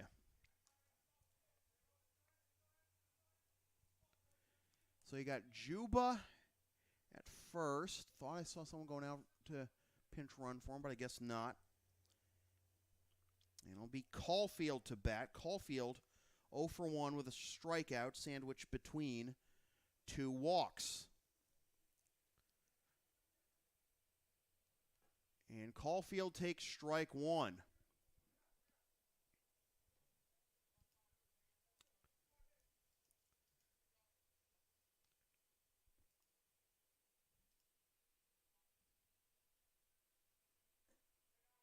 Down and away, ball 1. One last thought about Juba and his patience. The stats that you can see for Juba in his career across all the leagues available on 400 hitter, he has a career on base percentage of 506. So this year was just average for him in his Massachusetts amateur baseball career. 1-2 to Caulfield. Caulfield had 3 home runs this season, 3 home runs last season. And he swings and misses for strike 3. The side is retired, but the Chiefs pull even with 2 more runs on the single by Juan Parra. And we are tied at 5. After 5.5. Jumped the gun a bit on the inning half change there on the score bug. Sorry, folks.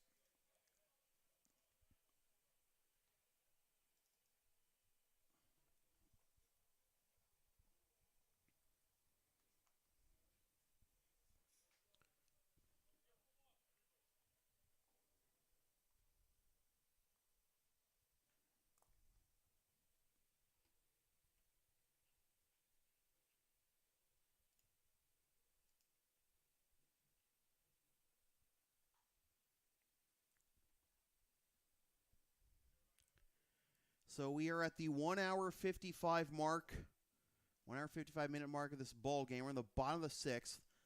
5-5 our score. 3 in the first, 2 in the 6th for the Chiefs, and all 5 Expos runs coming in the 3rd.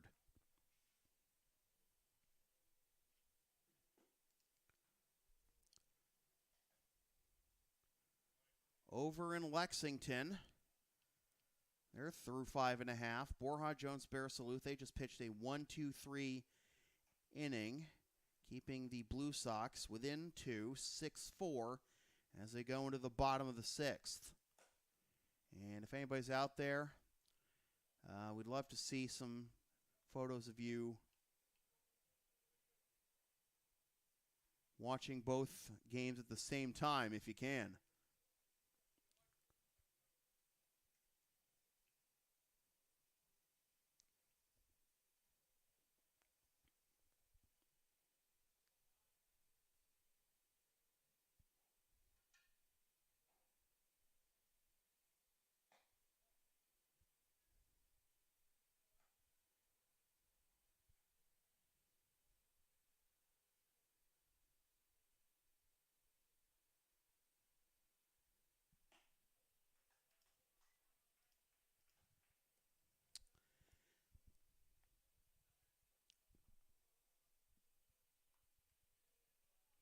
Mike Stellato to the plate, 1 for 2 with a single run scored in the 3rd and a fly out to center. In the 4th, 2 strikes on him now.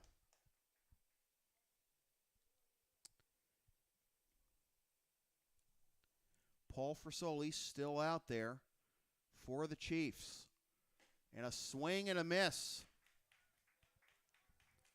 One down as Frisoli picks up his third strikeout. In now 1 2/3 innings. Actually, we 1 2/3 innings. Excuse me. Oliveira behind 0-1. Oliveira 1 for 2. Singleton scored in the third. Flew out to right in the fourth. A swing and a miss. And the count will be 0-2. So Frisoli energized by the rally from his offense. Jose Paulino on deck, and if anybody gets on, the leadoff hitter, Idelson Taveras. But good morning, good afternoon, and good night. Michael Oliveira back-to-back Ks for Frisoli. 2 up, 2 down. 3 batters in a row retired by way of the K for Frisoli, dating back to Leon's strikeout to end the bottom of the 5th. Paulino takes strike 1. In the top of the 7th, the Chiefs will have Noon, Batista, and Diesel due up. Strike 2.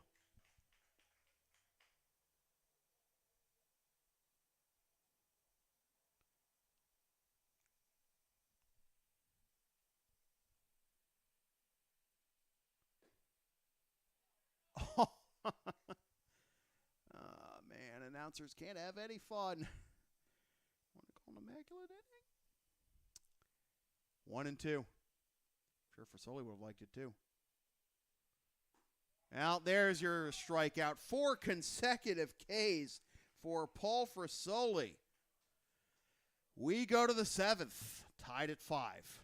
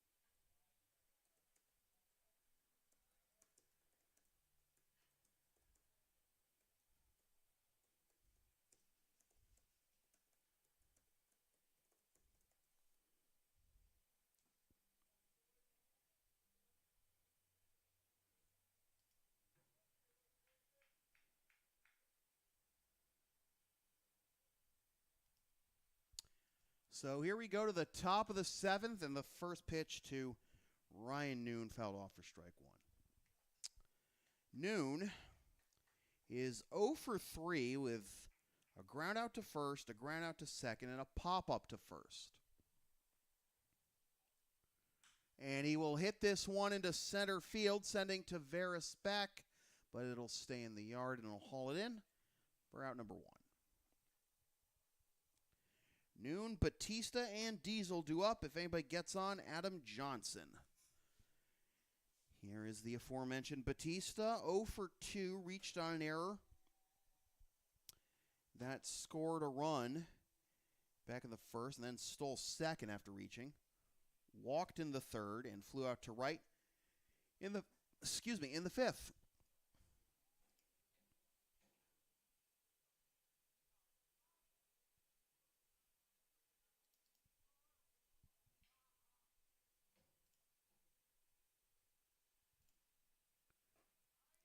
Batista will take on the outside corner, strike one.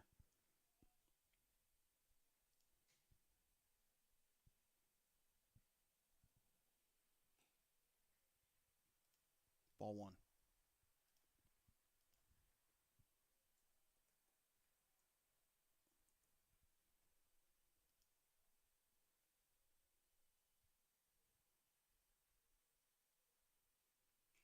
Down and away, 2-1.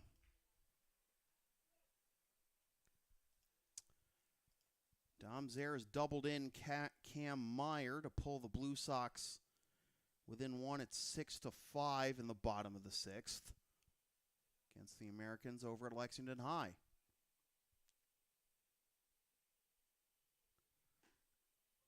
Strike two, 2-2 to Batista. Cloutier still out there. Took over for Junior Montero with one out in the fifth.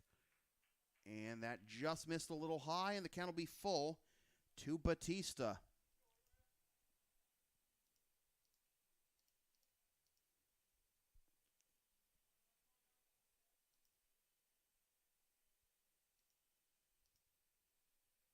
This will be fouled straight back.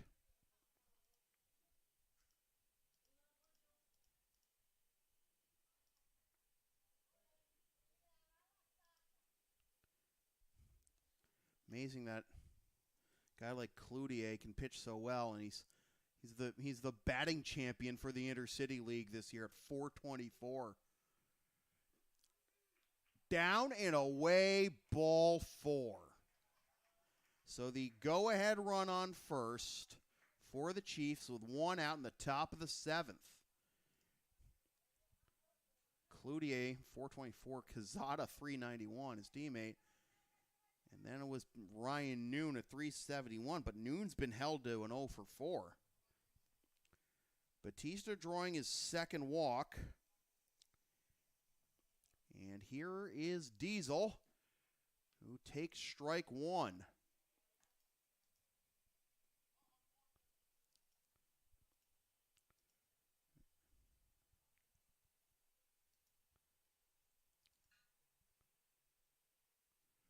It'll be popped up, but foul and out of play for strike two.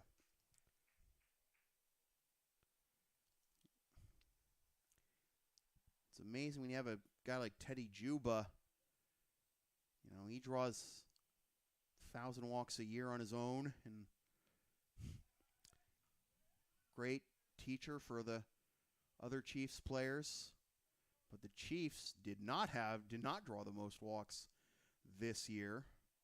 And 104. These Expos drew the most with 107. So an 0-2 count to Diesel with a runner on first, and the pitch will be up and away for ball one. Oh, there was a throw over at first just before that. And Batista got back safely, and first baseman bobbled the ball, and Batista had to make sure the ball didn't touch him on his foot while he was off the bag. Here's another throw to first, and he's safe, and kind of had a standing slide a little bit there to get back in.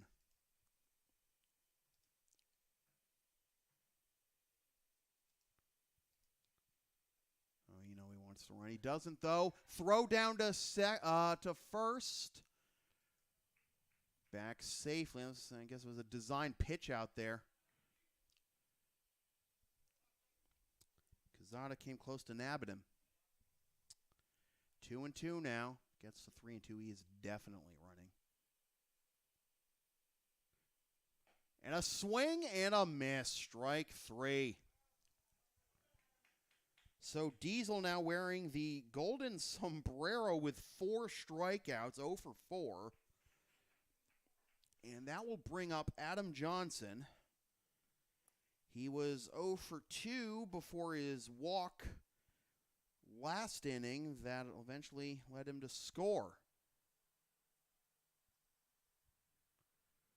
And it'll hit this one up the middle and just gets underneath the diving shortstop Paulino for a base hit. And that'll put the go-ahead run in scoring position for the Chiefs.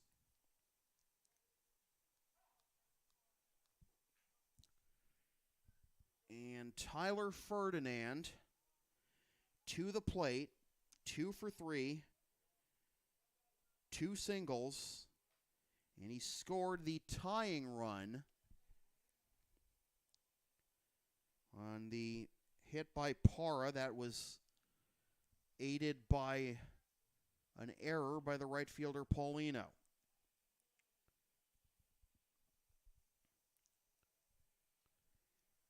Batista at second, Johnson at first, 2 out, and the pitch is up and away for ball 1. And it's not a secondary lead that Batista got at second there. That was a tertiary lead.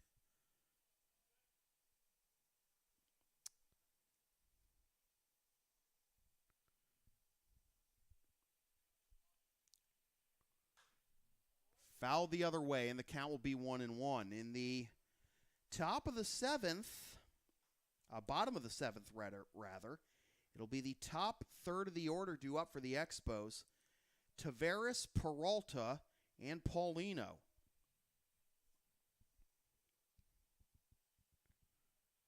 Got the Interstate League batting champion on the mound here, and that is up and away, 2-1, and he is your DH. So you kind of don't want to pull him in this situation because then he won't be able to bat, of course. And this is into left field, and it's down for a base hit. Around third is Batista with the go-ahead run for the Chiefs. It's 6-5.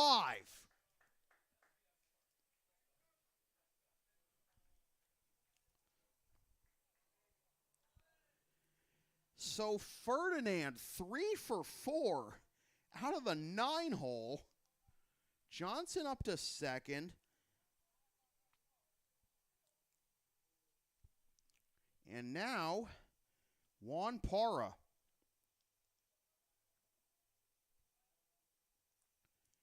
Parra 2 for 4, 2 singles, 2 strikeouts. And he fouls that one the other way for strike 1. 3 in the bottom of the first, followed by 5 in the three in the top of the first, rather, by the Chiefs, followed by 5 in the bottom of the third from the Expos, and 3 runs in the last 2 innings for the Chiefs.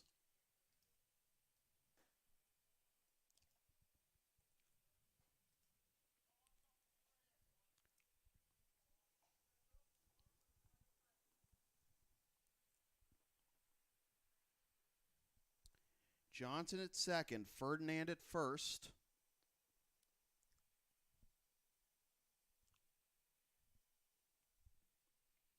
And this will be popped up. First baseman coming in, and he makes the catch. For the out that retires the side, but Tyler Ferdinand, 3 for 4 out of the 9 holes, scored the tying run in the 6th, drives home the go-ahead run here in the top of the 7th. We go to the bottom of the 7th, and it is the Chiefs 6 and the Expos 5.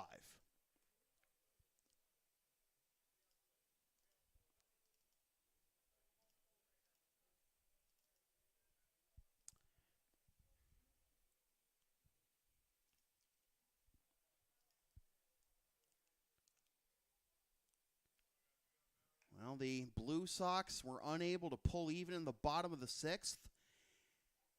After the after Dom Zayer drove in Cam Meyer, the Americans got the run back in the top of the 7th, and they are going to the bottom of the 7th with the Americans on top of the Blue Sox 7-5.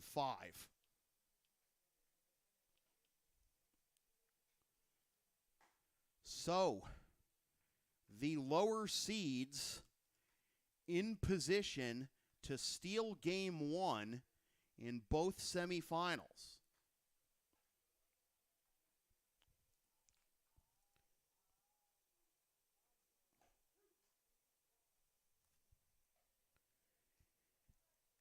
Tavares, Peralta, and Paulino due up here in the bottom of the 7th, and Paul Frisoli will be out there. He's already thrown 2 1/3, scoreless, but he's facing the top of the order. Ryan Cloutier, who just completed that inning and gave up the go-ahead run, by the way, is due up 5th in this inning. I imagine the Expos would want him to bat,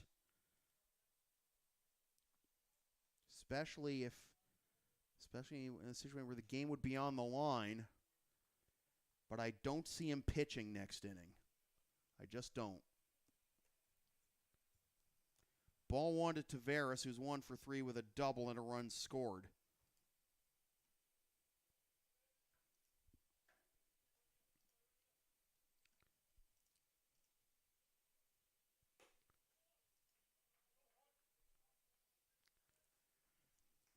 Because Cloutier, in his 6 appearances, his longest outing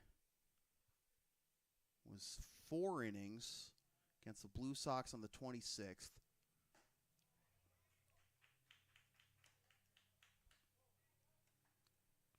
And then 3 innings against the Mad Dogs on the 19th, but nothing else more than 2. 2 and 2. So 2 2/3 innings is not unprecedented for Cloutier this year, but I think he's at the end of his rope. Fouled off, and it'll remain 2 and 2.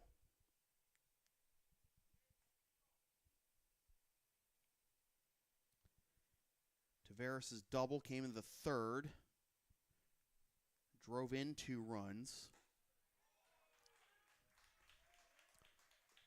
And that is 5 straight Ks for 5 outs in a 5. His last 5 batters have all been retired by way of the K. So here is Kebler Peralta. 2 strikeouts, sandwiched around a fly out to right. And he takes down an away ball 1.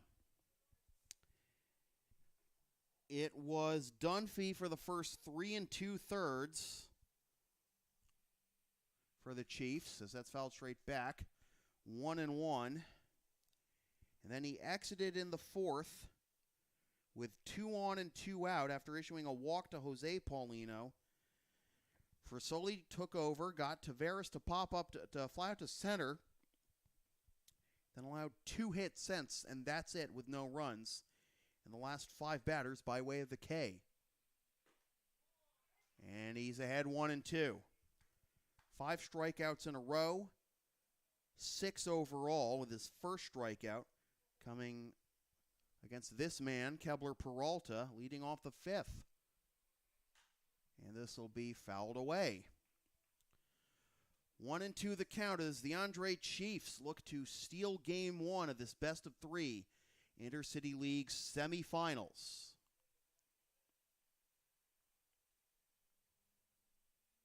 Game 2 tomorrow night at Maplewood at Malden Catholic. This is into left field. Batista had a bad read on it initially, then he sprinted in and came in to make the catch.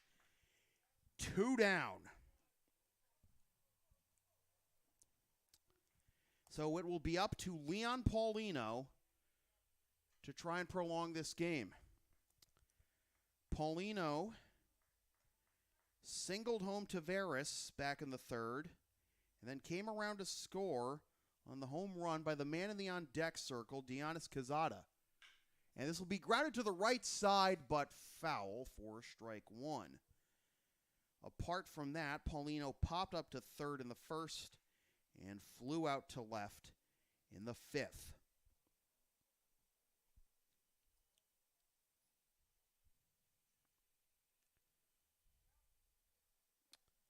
0-1 the count to Paulino. Frisoli delivers way outside, ball 1. Frisoli's now set down 6 in a row since allowing back-to-back two-out singles to Cazada and Cloutier in the 5th. And this is into right field. Back goes Para, and he makes the catch. The ball game is over, and the Andre Chiefs steal Game 1 of the best-of-3 Intercity League semifinals over the Middlesex Expos 6-5. The win goes to Paul Frisoli. The loss goes to Ryan Cloutier. Frisoli, God, you got to give player of the game to Frisoli. Absolutely. 3 1/3 innings. 6 strikeouts, 5 in a row at one point. Retires the last 7. And, of course, and look at the bottom 2 hitters in the Chiefs order. Adam Johnson and Tyler Ferdinand coming through late, with Ferdinand scoring the tying run in the top of the 6th on Para's base hit, and then Ferdinand driving in what proves to be the winning run in the 7th. So Andre leads 1-0 in this best-of-3 semifinals. And Game 2 tomorrow night at Maplewood at Malden Catholic. First pitch scheduled for 8:15 p.m. as the Chiefs will try to return to the Intercity League Championship Series for the first time. I can't believe I'm saying this. For all those years of that basically being a postseason tradition, the Blue Sox or the Chiefs getting into the Blue Sox and the Chiefs getting into the Intercity League Championship Series. The Chiefs will try to return to the Intercity League Championship Series for the first time since 2016, and they are 1 win away from doing just that. Well, just to get one last check on the Blue Sox American score, and it is a final. The Melrose Americans steal Game 1 from the Blue Sox, 7-5. So both lower seeds, 1 win away from the Intercity League Championship Series. If you weren't watching both games at once tonight, folks, you might want to do it tomorrow. So it'll be the Blue Sox and Americans on the Blue Sox Baseball Network tomorrow night here at Morelli. LSP will have the Chiefs and the Expos at Maplewood tomorrow night. So with that said, this has been a presentation of local sports production serving Greater Boston student athletes and beyond since 2011. Copyright 2022. Unauthorized redistribution of any portion of this broadcast without the express written permission of local sports productions is strictly prohibited. Be sure to follow and support LSP on the web. Subscribe to the LSP YouTube channel and our social media, Facebook, Twitter, Instagram, PayPal, Teespring, and Patreon, LSP37. My name is Sam Feely. Thanks for tuning in. Remember, as always, freelance isn't free. And our final score again, the Andre Chiefs 6 and the Middlesex Expos 5. The Chiefs take a 1-0 lead in the best-of-3 Intercity League semifinals. See you tomorrow night from Maplewood.